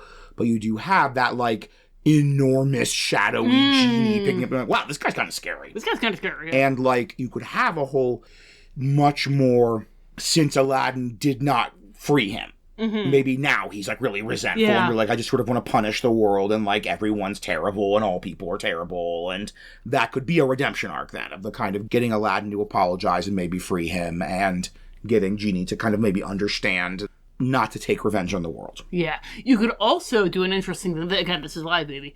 Just thinking about that really scary, when he's lifting the palace up and he's got the glowing eyes. The idea that he kind of like absorbs the personality of whoever he's working very for. Interesting. That like, he's good when he's working for Aladdin because Aladdin is good. But then as soon as he's working for Jafar, he flips on a dime and he's evil. Very cool, so that could be, like, again, just an interesting dark place to go with him if you wanted to age up. That even could be a fun fake out, too. You're, tricking the PCs into thinking that they're getting Robin Williams. You're wacky Robin Williams. And then Jafar gets the lamp. Then they're not. Then they're not. For speaking of weird psychological things to do, there was an earlier draft of the script that had a whole thing where, like, Jafar is putting all of his strong emotions into Iago, and that's why Iago is such, like, a feathered ball of rage, and Jafar is so calm, is because Jafar's been able to kind of, like, put those emotions into him. And that's really interesting. And even like you were mentioning after we heard about that, we were really thinking about Iago as a familiar.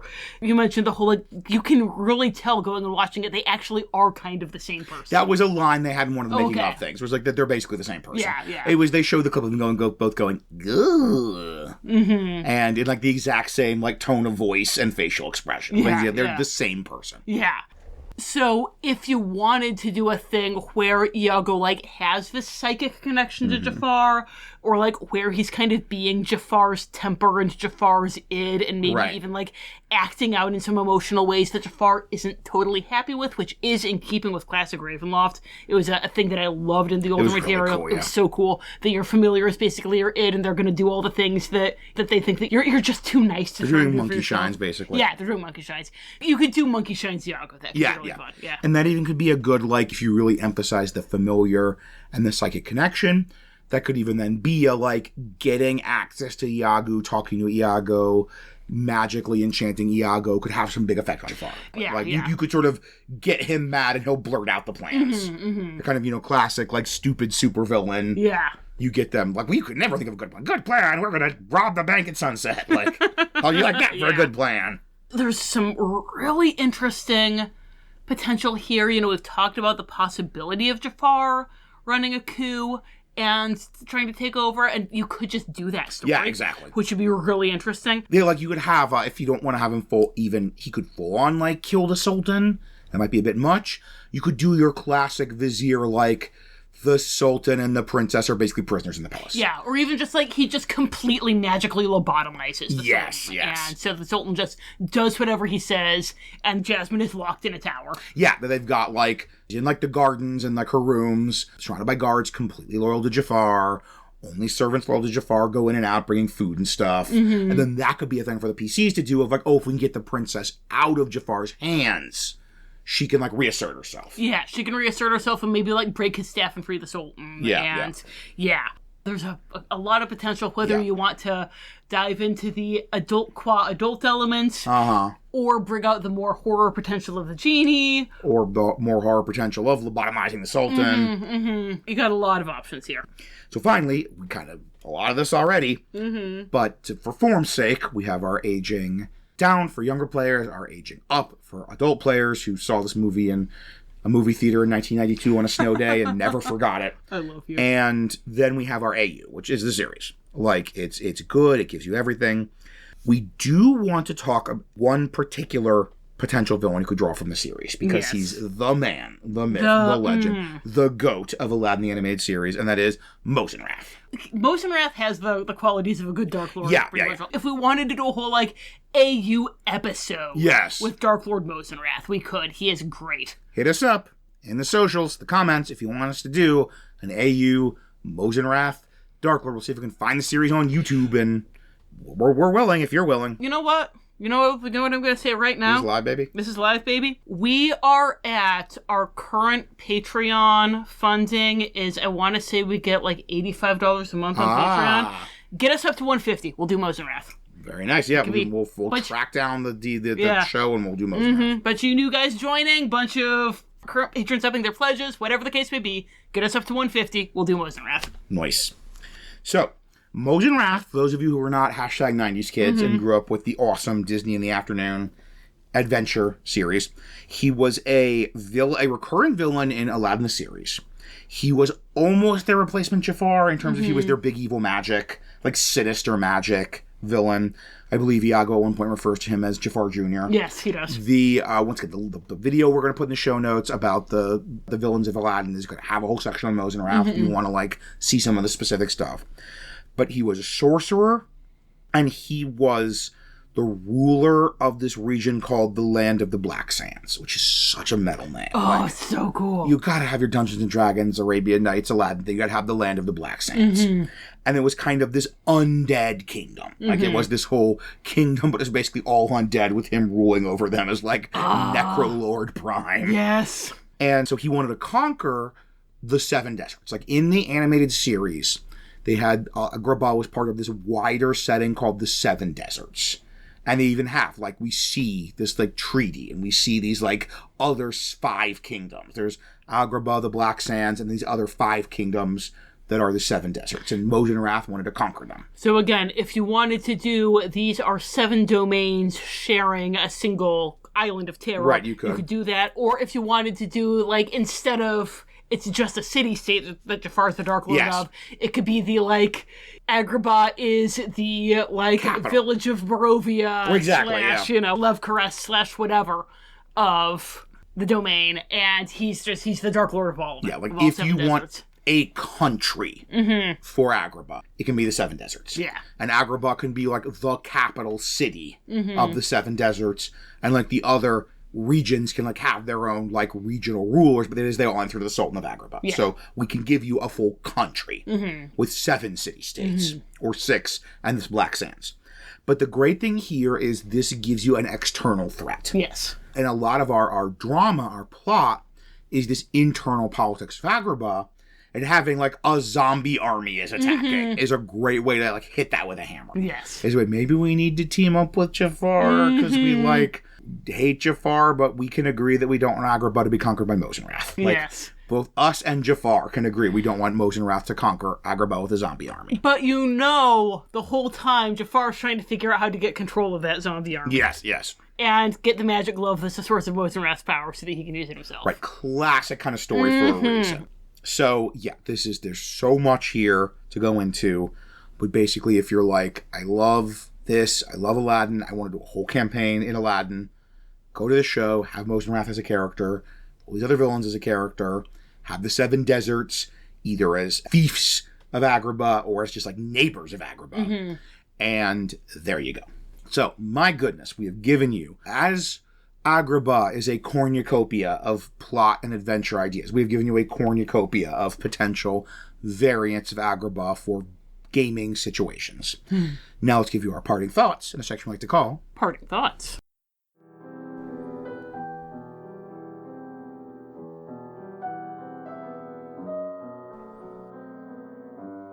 So the first thing we like to do in our parting thoughts section is talk about the genres of horror of this particular domain. This is from Van Ritten's Guide to Ravenloft.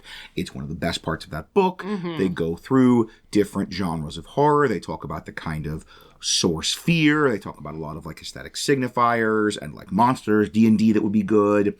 And I feel like there's a... I mean, we said in our last episode. We did. Our old familiar buddy. Our constant companion. Dark fantasy. It's fantasy. It's dark. There's magic. Incredible feats, a routine every hour or so. I love Enchantment runs rampant all out in the streets. Open Sesame. No, it's home. Open Sesame. Here we go. Here we go. So this is, as we way back, the normal disclaimer thing, like Arabian Nights fantasy is one of those 4 strands of the kind of Western fantastic imagination for probably about 200 years. And so this is just so deep in the kind of base DNA of Western fantasy in a lot of ways. That dark fantasy, right? Taking that, trying to do a more horror spin on that is almost like the definition of dark fantasy. 100%. And do you have any others? Nope. Okay. I think you could have, if you really wanted to run a particular thing, you could emphasize psychological horror with Jafar's enchantment. Like the whole one of the kind of core horror beats we've added to this setting is digging more into the idea of Jafar, like mind-wiping people, erasing memories, lobotomizing the Sultan. Right. Like, all of that, like a villain that specializes in enchantment magic kind of logically does lend itself to psychological horror. Yeah, kind of feeling that old Daemon Lu niche, because that was what the old Dark Lord of Daemon Lu was all about. So I don't need if we'd make that a full thing in the write-up. I don't think. No, I think that's like an optional. Yeah. Similarly, one thing that I was thinking of that could be interesting, but is an optional add-on, is if you went with our like aged-up, darker version of the genie, you actually could get some cosmic horror. Yeah, like, yeah, phenomenal cosmic horror powers. Itty-bitty cosmic living space. But, that is not core to the setting. Yeah, I that's think, a I think variant. it's just, dark fantasy with dark fantasy sauce. Okay, so yeah, that's easy. Gosh, we keep... What is it with this past, like, half dozen episodes? We have so many that are just pure dark fantasy. We do. I'm like, that never happened before. It's not like the material we're looking at Disney movies is getting more fantastic than it was before. Yeah. But just here we are again. Dark fantasy. I don't think next month's going to be dark fantasy. I don't think next one's going to be dark fantasy. Okay, but, that's something. But like Brave, it was the same thing. It was just like pure dark fantasy. Yeah. So, fantasy, that's easy. It was a long way to say a very simple thing. Brave, we should have had Gothic, because it is Gothic. And my brother was very mad at us because... because he's been saying for a while that Brave is Gothic, and then we forgot about it while recording, and he was like texting me, screaming at me in all caps. Yeah. So, sorry, Jack. Brave should have been dark fantasy and Gothic. If you think Aladdin should be Gothic too, then hit us up. Text your sister and be in all caps. But you're wrong. So Aladdin's not Gothic. Dark fantasy. Then we like to talk about what kind of game fits this best. You have some domains like Barovia, like Darkcom, that are made for like your Wizards of the Coast level 1 to 11 hardback campaign. They have just so much plot hooks and material and NPCs and places and dungeons. You can run a full multiple year campaign a la Curse of Strahd in those settings. Other domains are really meant to be basically a one-shot. So, Sebuah, which is not Harakir, it's the other mummy domain from the older material, where it was just kind of like, there's a mummy and she's kept alive by eating hearts, and the domain is totally empty, so as soon as you come in, she's hunting after you to try and eat your heart, and you have to escape the slasher movie mummy who wants to eat your heart. That's one story. Sounds awesome. Yes. Like, I'm all into that. And both of these things are good and important and necessary for a healthy Ravenloft ecosystem. They can't all be Barovias. You need Sebuahs. You need it's one night, they go into an old pyramid, and a mummy's trying to eat their hearts. And then they get out of the pyramid, and they move on, and that adventure's done. Now, this one, once again, I think we very easily tipped our hand on this. Yeah. Because we keep referencing the show. And we keep saying, there's so much, there's so much, there's so much, there's so much. We're not going to turn around and say, this is made for a one-shot. You could get a one-shot out of it. That's the great thing. We have had a couple domains like Hercules, where we've said that you're really doing the domain a disservice if you're in it as a one-shot, because the themes really demand to be played out over a longer period. And the great thing with this one is it can be either one, which is great. That you've got the model of like the movie and you've got the model of the show. So the movie can just be, we've kind of touched on these plot points already. They go in, they in some way get entangled with Jafar. They stop him from getting pieces of the lamp or some other like big evil MacGuffin. In the process, they reunite Jasmine and Aladdin. Jasmine's so happy Aladdin's alive. She helps him realize it doesn't matter, he's a street rat. And they, pledge to devote their lives to helping to overturn Jafar's evil rule of Agrabah together. And then you ride off into the sunset. That's a fantastic Sebuah-style one-shot. But you can do just the way Jafar's been set up, the way, borrowing a little from the Twisted Tales, we have Jafar looking for all these magic items, looking for all the lamp pieces, our own thing. It can be just evil scheme after evil scheme after evil scheme after evil scheme. And you can just do adventure after adventure after adventure. And once again, there's 80 episodes of the TV show to give you monsters and MacGuffins and evil plans. And the great thing is, since we're expanding Jafar's horizons, he's not just looking for the lamp. Yeah. The lamp is his number one goal, but he's got lots of other magic items that he's looking for. If your campaign revolves around a MacGuffin, then Jafar's looking for it too. Yeah, exactly. And that's great, because you can have all this stuff bringing in Agrabah before you even go to Agrabah, or after you leave Agrabah. Right, you could even kind of square the circle, have them both, and have this session after session after session, 2 years of going to other domains, and Jafar is your big villain. Yes. And then go to Agrabah to confront him. Mm-hmm. So, the next thing we like to do is talk about if you decide to do something where you're going around from domain to domain to domain and having Jafar somehow as your villain in those other domains. Is there, like Sebua, older material, especially from the older editions of Ravenloft, 2nd edition, 3rd edition, that you could incorporate? They're absolutely it, like Sebua. So, older Ravenloft, we've mentioned a couple times, like in our Arendelle episode, we mentioned that there were these clusters that they had. Older Ravenloft, the domains were in one big united continent, a lot of them. But then there were others that were kind of islands floating in the mist, and some of them were individual islands, but some of them were 2 or 3 thematically linked islands that were all put together into a cluster. So there was one that was all the frozen ice domains. So we were you could just drop Arendelle in the middle of this and it would fit right in. And there was a cluster called the Amber Wastes, and those were your desert-themed domains. Amber Wastian Nights. Yes. This was the 80s and 90s. They were trying to do Middle Eastern, it's a lot of the stuff we were talking about in our disclaimer. Yes. Our Darklords, we've got 2 mummies and a religious fanatic who kills infidels. Oh boy. Yeah. But if you wanted to do this idea of there being the 7 deserts, and you want to flesh out what the 5 other deserts are, those could give you a jumping off point. Yeah. And, one of them is Harakir, one of them is the religious fanatic who wants to kill infidels. Sebua is really creepy, because it's there's the mummy who wants to eat hearts, and she was this queen back when she was alive, and it was, she got caught knocking boots with her boyfriend, and that was the thing that got her mummified. Yeah, classic Imhotep stuff. Classic Imhotep stuff. And it's she's haunted by these memories of the parties and the rich life that she used to live. So she'll be going around the palace, and she'll be hearing all these sounds of parties and everything, but it's empty. Ooh, and the PCs get the same thing. So you'll see this awesome. Palace, and it's all lit and amazing, and you hear laughter and music, and you go in and there's no one there, but you still hear the laughter and the music. And lurking in the halls, there's this mummy who wants to eat your still beating heart. That's awesome. Yeah. And then, for some reason, no one knows why, the only living residents in Sebua are these tribes of feral children. That's sick. Yeah. I love long. Sebua. I remember Yes. the tribes of feral children. Yes, and there's a vampire who drains moisture from your body. He's a water vampire. Oh, Sebua is so cool. Yeah. And so we have the 7 deserts, and it's the easiest thing in the world to just say a bunch of those are desert Ravenloft domains. Yeah, and that's yeah. the 7 deserts that Jafar wants Agrabah to conquer. Yeah, if you wanted, in our Thanos episode, we talked about Caladne, which was the Dark Suns, Yeah. and, that's a desert. You could drop that in there, too, if you wanted to.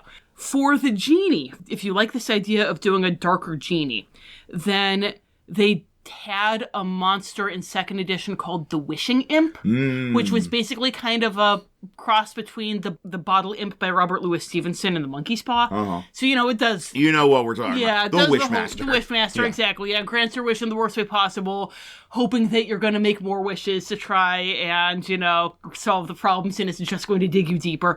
And it's got the fun, I know it was the case of the Bottle Imp, and I believe it was the case of the Monkey's Paw, where the only way to get rid of it is to give it or sell it to someone after explaining exactly what it does. Ah, nice. And they have to go in saying, nope, I'm the kind of smart person who's going to be able to craft the right kind of wish. I will take that off your hands. You know who's going to do that? Jafar's going to do that. Yes, he will. That's fantastic. So you could have a whole story where Jafar, like, hears about the wishing imp and picks up a wishing imp rather than going after the lamp, and now all kinds of horrible stuff is happening in Agrabah because you thought Jafar was bad. What about Jafar with the monkey's paw? With the monkey's paw, yeah. Messing everything up.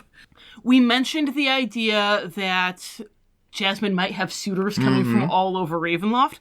A couple of, like, OG canon suitors that she might have. Vladeska Drakov was originally Vlad Drakov.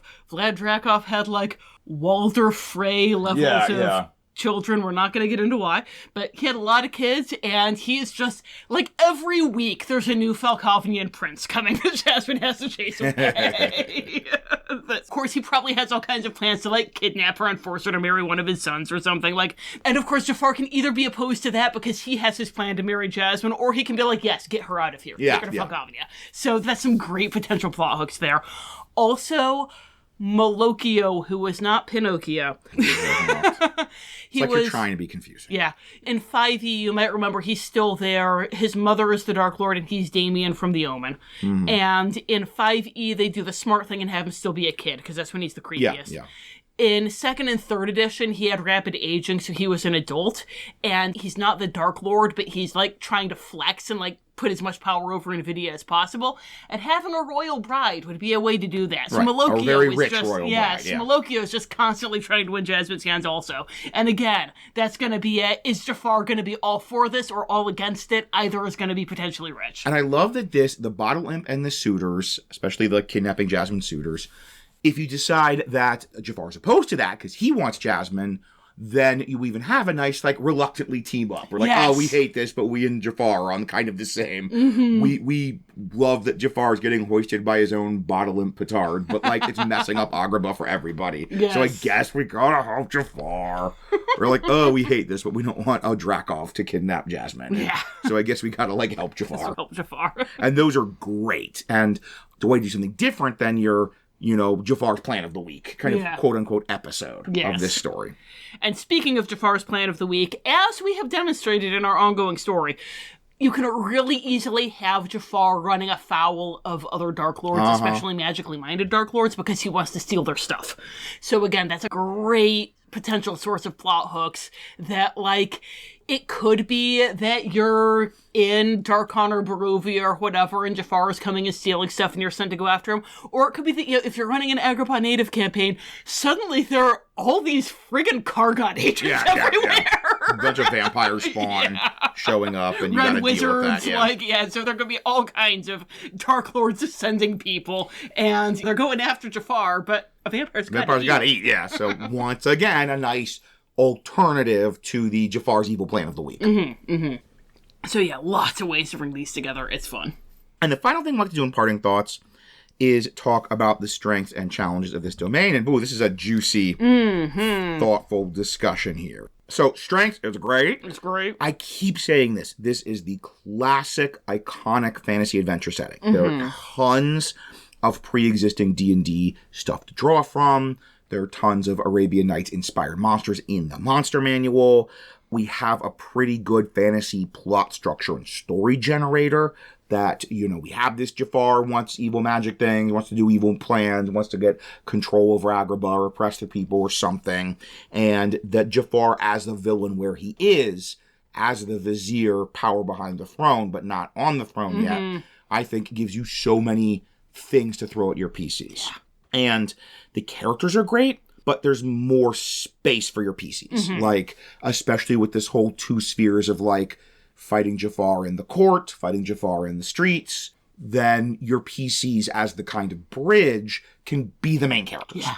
Like, this is one where, like, you get to have stuff with Jasmine and Jasmine's helping you. You get to have stuff with Aladdin and the other street rats and they're helping you. but like your PCs get to be we just finished Stranger Things since we both really love the ending. They get to be like the Nancy. Yes. They get to be like the one who I'm sort of like coming up with the plan and saying, all right, Jasmine, you're gonna go do this stuff in the palace to distract Jafar, and Aladdin, you and the street rats are gonna ambush this like tax collecting caravan and this and this and this, and just really good like NPCs to use.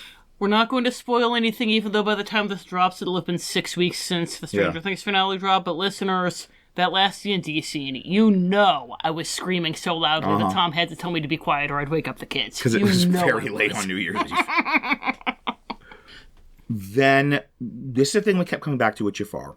Jafar gives you all the strengths of Thanos.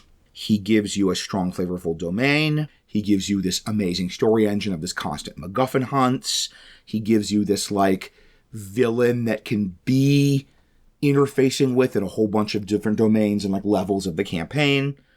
But he doesn't have the main weakness of Thanos, which is, ask us how we know, with Thanos, kind of your whole campaign has to be Thanos. Yes. Whereas with Jafar, like, he can be one of the big villains of your campaign. Yeah, you can have, like, multiple villains who are going after this MacGuffin, and Jafar is one of them. Yes. Whereas, you know, if Thanos is one of them, then that's it. Yeah, it doesn't really matter. going to eat up the oxygen. Ask us how we know. It's like in Kingdom Hearts, there's like the evil council of Disney villains, and like Jafar is one of them. But it's not like everything the evil council of Disney villains is doing is about Jafar. Yeah. It's like, no, he's one of the villains who has his own agenda to take over Agrabah and get the genie, and he's a big presence, but he is not eating up all the oxygen in the room. And then one other that I just thought of, because this is loud, baby. is that Jafar, because his power comes from magic items, and especially from gathering more pieces of the lamp, one of the great things with Jafar is that his power is very scalable. Yes. So he works great as a level 1 to 20 antagonist. Yes, like, yes, you can that's such a start in good point. Agrabah, like, go do other stuff, come back in Agrabah, like, 6 or 7 levels later, and Jafar's still able to go toe-to-toe with your PCs, because he's found more pieces of the lamp, which have allowed him to get more warlock levels. Or he's found some really powerful magic item that's, you know, just really beefed up his abilities. And so you are, like, you're able to have Jafar, like, not totally overshadow your PCs in the beginning. And, you know, he can actually be interacting with them early on. But he can still, at the same time, be a good antagonist for them at the end of the campaign. And we have very few darklords who can do that. Yes, a lot of strength here. But there are, since this is Pirates of the Caribbean, there are some weaknesses. There's a big one we said we'd talk about in more detail, but let's save that for the end. So, as you mentioned, talking about the Twisted Tale audiobook, you are not Robin Williams. Do not try to be Robin Williams. But you might want to try to be Robin Williams because your players might expect you to be Robin Williams. It's gonna be a whole thing. It's a like, whole thing. If you want to have Movie Genie, that's gonna be rough. If you don't want to have Movie Genie, then you have to make sure that your players aren't going to be disappointed by lack of Movie Genie. So that's just getting that out there. If they go to Agrabah, are they going to not be satisfied unless they've had a scene with Genie? In which case, congratulations, you get to try to roleplay a satisfying scene with Genie. And like describe the things he's physically doing without sounding like a like reading narration from Ready Player One. Like, just like then he turns into Groucho Marx, and then he does this, or you have to like super mug it to like do those, and that's a challenge. A big one is, you know, for all that we keep saying, watch the show gives ideas, even the show doesn't have the most robust story engine. This isn't like a Gargoyles level show. Yeah. This isn't like a show that has an ongoing meta plot that you can build on. A lot of the episodes were just like the villain rolls in and is looking for the MacGuffin of the week, and they weren't usually very thematically strong MacGuffins. It wasn't even like a Pirates of the Caribbean thing where you could be like, oh, well, I'm going to, you know, combine a nautical thing with a piece of history that my players have heard of. It's just kind of people looking for MacGuffins, and there's not much more than that. There's not a whole lot of like complex NPC interactions like we had with, say, Gargoyles or, you know, Gravity Falls or whatever. So for all that we kept saying, watch the show for ideas, that's going to give you a lot of ideas for standalones. That's not really going to help you string this together into a campaign. And it's going to be hard with it being a campaign to keep Jafar from being Cobra Commander. Yeah, like, yeah. foiling him every week. I really do think, honestly, the best way to go is to be doing this, like, MacGuffin hunt game where you start in Agrabah and keep, dipping back in, but you're not there the whole time. Also, there's a lot, baby. Being a Thanos, it's the Thanos problem. It's what the one listener's name escapes me, the Tiamat problem. Ethan Bynum. Thank you. The Tiamat problem, if you haven't listened to Thanos, you should, but... If you haven't listened to Thanos, you're very confused by the D stuff. Yeah, what's happening? But you probably have by now. But this problem of in universe, in the fiction, our characters want to stop Thanos from getting the Infinity Stones. Mm-hmm.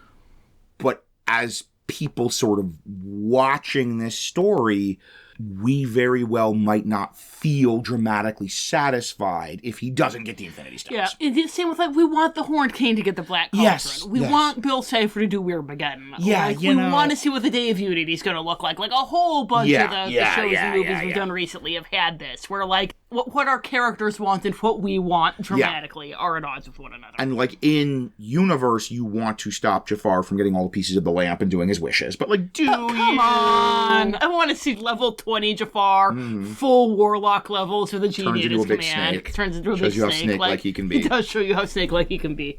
So yeah, not a unique thing to Jafar, but wherever there's a villain trying to get thing for his ascension, it's going to have that problem. Yeah. Okay, here's a big one. All right. We had this first in the script as the first one we thought of, but I said save it to the end so you can, if you don't want to hear us talk about Orientalism, good lord, I don't blame you. Yeah, no, you can just, you log off. But bye. Skip ahead to the D stuff. Yeah. It's in the show notes outline. It's in the timestamps. So for the Orientalism, everyone has their comfort zones, and there are plenty of listeners who are like, yes, this is fine, this is right in my comfort zone. There are also plenty of listeners who are like, this is not in my comfort zone. Yeah. It's a similar kind of thing with the Vistani. Yes. Where, the Roma are a tried and true Gothic horror trope. Yes. But it's such a problematic Gothic horror trope. Yes. And I think there are some groups that don't even want to have Vistani at all, because they just don't want to touch that with a 10-foot pole. And if that's their group, you're not going to be able to do Aladdin. I'm sorry, you're not. And you're kind of like... The whole idea of this is that it's this this mystical land of magic and adventure where there's strange magical things around every corner, and that would be fine if it were the Black Forest where it's Europe and we're playing in our own sandbox, but when you put it in the Middle East, suddenly it becomes exoticizing and it's weird.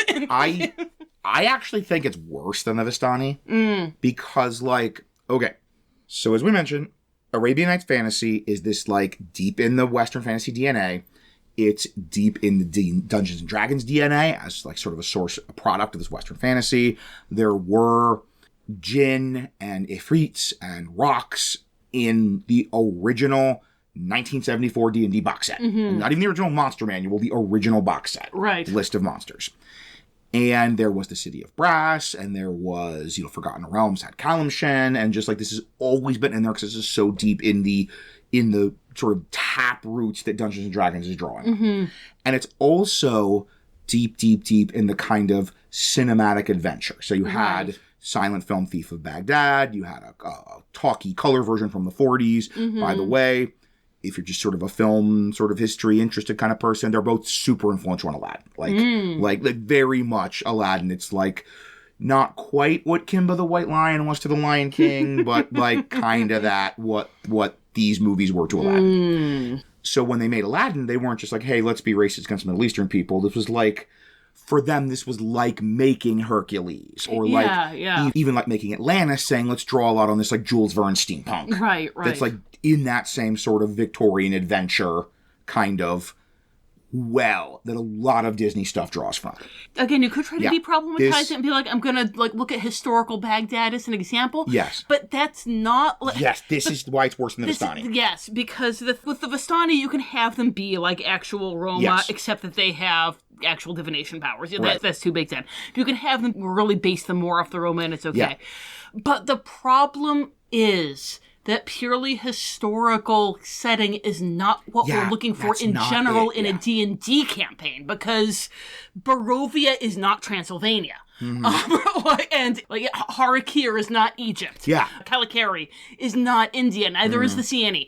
And a lot of these domains that are inspired by real settings are the fantasy versions of those real settings. We were talking about this, and we said it's like Ren Fair. Yeah. D&D is Ren Fair medieval Europe. Yes, that's a well-established principle. It's not historically accurate medieval Europe at all. And on the one hand, so it's no, this is like Ren Fair, Middle East. So it's in the same spirit, but it's not our culture, so it makes it weird, and maybe for your party it's not weird and it's fine, but we have to say it in weaknesses, because what if it is? It's a weird, yeah. Session 0.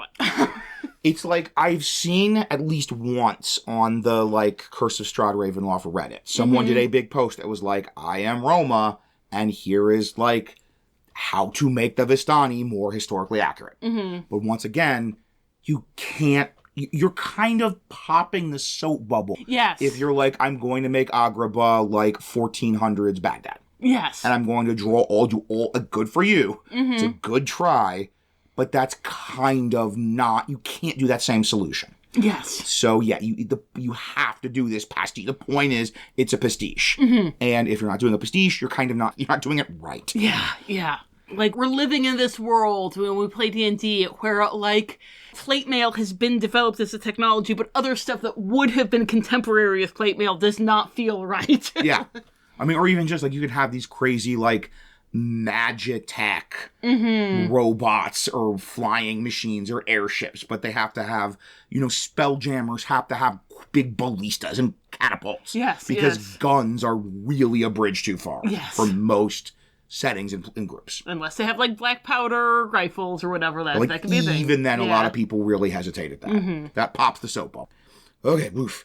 However, luckily for us, we are not the only ones that have talked about or thought about this issue. And as we said in our first short disclaimer, we are not the right ones to have the definitive discussion. So there is a podcast, it's Asians Represent, and they did a series, and we'll put in the show notes, that where they go through some people of Middle Eastern descent going through the City of Brass nice. Source book and talk to, if you really want to get the correct people talking about this, here you go. How to do this is a fantasy setting, but it's okay. Or even what elements of this traditional stuff might be okay, might not be okay, might be problematic, non-problematic, etc. We also know there for stuff you could draw from. If you want to look for some inspiration for an Arabian Nights fantasy with a slightly more modern understanding, in the Radiant Citadel, there was something like Kingdom of the Sun or something, and it was an, I believe, Iranian author drawing from a lot of Iranian mythology. And there is also, in the new Forgotten Realms book that as of recording just came out 2 months ago, there was a chapter on Kalimshan, which was the Forgotten Realms kind of Arabian Nights zone. And it's, the year of our Lord 2025 this came out, so I'm going to assume. Yeah. Please, I hope I'm not wrong here, but I hope it is not, 1992's Aladdin, basically. I think I would have seen stuff on social discourse. media. Yeah, I think I would have seen the discourse. And I have not seen any myself, so I feel like you're safe maybe looking at that as a potential source of a slightly more modern take on this kind of Arabian Nights fantasy setting. So, if you are still with us, thank you. Appreciate you. We're trying very hard not to be tedious. We are. It's like with the natives of Neverland. We're I'm sorry, guys, this is important. But if they have some other suggestions for maybe potentially modern spins on Arabian Nights fantasy that might be helpful here. Or a more robust story engine for Aladdin. How could they contact us? Well, you can email us at wonderfulworldofdarklords@gmail.com. You can find us on Facebook, Tumblr, or Patreon at Wonderful World of Darklords. And on YouTube, we are just Wonderful World of Darklord. If you are impressed with our adaptation of Aladdin, making a space for your PCs to be the main characters, then I have a couple adventures on DM's Guild where I've adapted mostly horror movies, some Disney movies for adventures. And those are, if you follow the link in the show notes for the free write-up on DM's Guild for this domain, you can look for more by this author, or you can just search for Tom Kohler. And if you like our consideration, our disclaimer having consideration for the younger gamers who might potentially love Aladdin, we do have some resources also on DM's Guild for running more horror, spooky themed stuff for younger players, like Curse of Strahd. And speaking of spooky things for young people, I have a picture book, Mother Ghost, Nursery Rhymes for Little Monsters. It's exactly what it sounds like. 13 classic nursery rhymes were written to be about Halloween. And I also have several dark fantasy / light horror short stories available for adults on my website, www.rachelkohler.com. And one of them is a Be Careful What You Wish One's for about story. wishes, yeah. 99-cent dreams. So check that out. Until next time, thank you for listening, and happy gaming.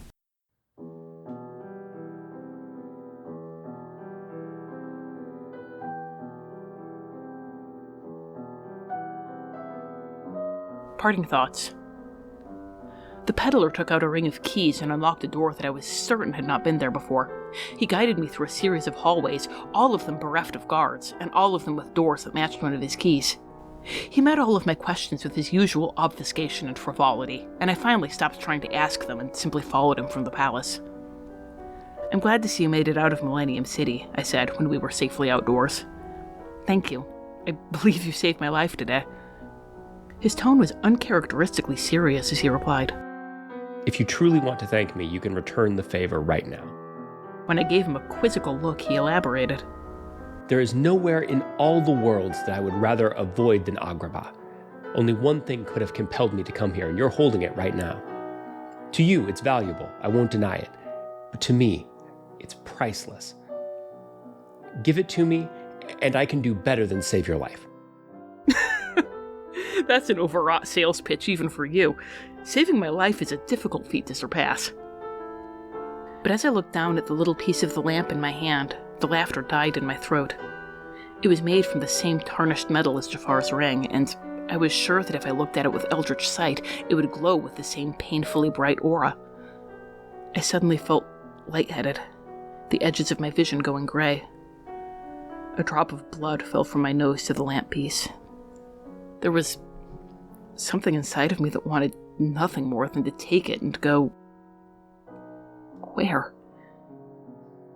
Not to you, Yancid, not to Darkon. I shuddered and thrust the lamp piece into the peddler's hands. "Here, take it. I don't want it." He pocketed it. 1,000 thanks, Danielle. "I've never told you my name."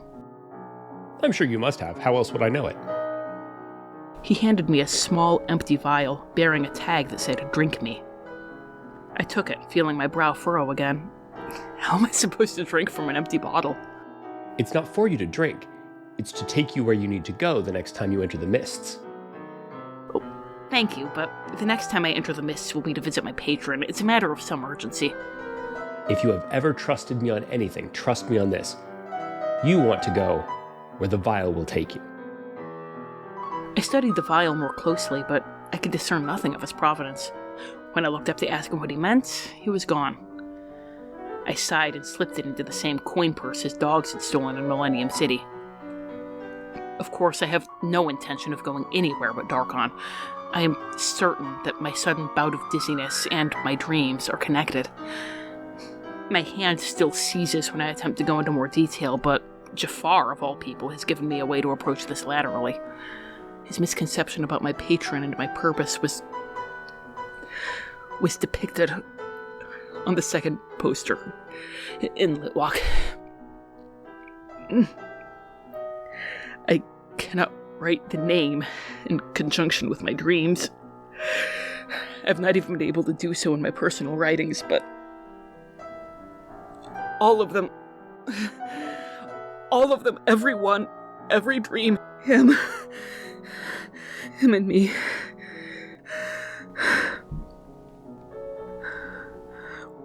Even writing that much has exhausted me.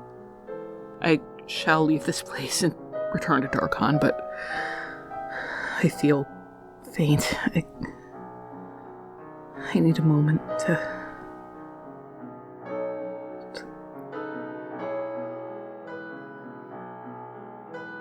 I apologize, Aslan. I must take a moment to rest, although I dread doing so, for Jafar's minions are likely still searching for me. I will make my ways to the mists when I can. Regards, D. In hierarchical monarchies, sovereignty over an empire is traditionally passed to a worthy heir upon the monarch's death. However, the right of conquest may allow for another powerful family to replace the royal line. All functional societies crave a strong leader, especially when one's ruler places their own entertainment above matters of state. A desperate populace, discontent with their decadent sultan, might even accept the low-born vizier as their ruler, if he managed to gather enough strength around him. Even if he successfully supplanted the sultan, history would show him as nothing more than a peasant that debased himself to claw his way into Agrippa's throne. The legitimacy of his rule would be under constant scrutiny, and the sultan's relatives, no matter how distant, would always have the greater claim. One may conclude this is why he so desperately seeks to reforge the lamp. My little scholar has located 2 pieces of the lamp. More remain. There are undoubtedly additional pieces scattered throughout Agrabah, and perhaps in other domains as well. Make note of them as you cross their paths. You must also continue to cultivate your relationship with this peddler. Doing so shall benefit us both. At this time, it is imperative that you return to Darkon, Danielle. Do not delay, and do not utilize the mist talisman you were gifted, no matter how tempting. Your suffering need not continue.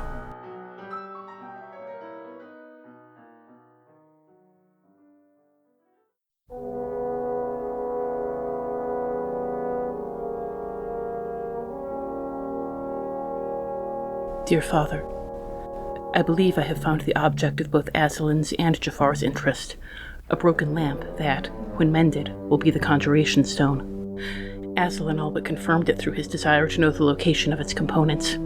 Jafar has 1 piece of the stone, as does the peddler. It is plausible, given the reports of magic in the streets, that an Agrabanian peasant has an additional piece. Having not seen the stone in its entirety, I cannot speculate on its specific uses, although I have previously shared my insights on the role that conjuration in general can play in your work.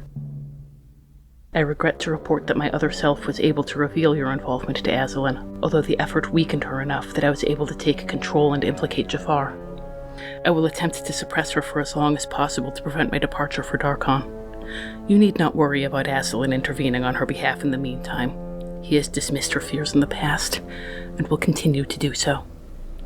Whatever she may tell herself, she means nothing to him, and he will be no help to her now that she has found his prize. Danielle is, as ever, a helpless child. So long as I am able to keep her restrained in her own mind, no one will come to save her. It appears that my sister has arrived. Whether to extract or kill me, I cannot say. I suppose her course of action will reveal whether sister is an accurate address. Regardless, it seems that this chapter of my service, and of my life, has come to an end. One way or another, Danielle Denny will die here. Hail then.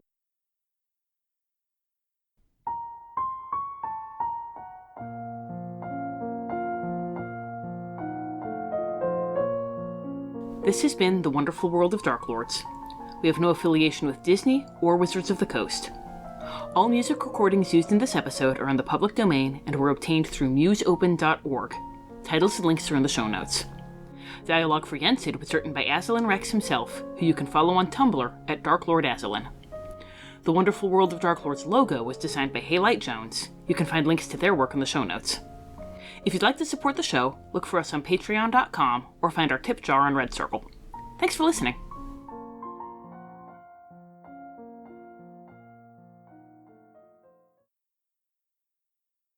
Hello, dear listeners. We are pretty clearly going to need an episode in between this one and the next one to find out what happens to Dee there. So for non-patrons, that episode is going to drop on March 1st. For patrons, you only have to wait a week. The joys of advanced access. Speaking of things that might sound like shameless plugs to join our Patreon, we are going to start the nominations for our Listener's Choice next month, and that is a patrons-only perk, so if you have a nomination that you're interested in giving, then now's the time to jump on board and get access to this episode 9 days earlier than you normally would in the bargain. So, we'll catch up with Dee then. Thank you so much for listening. Happy gaming, and Hail Thanos.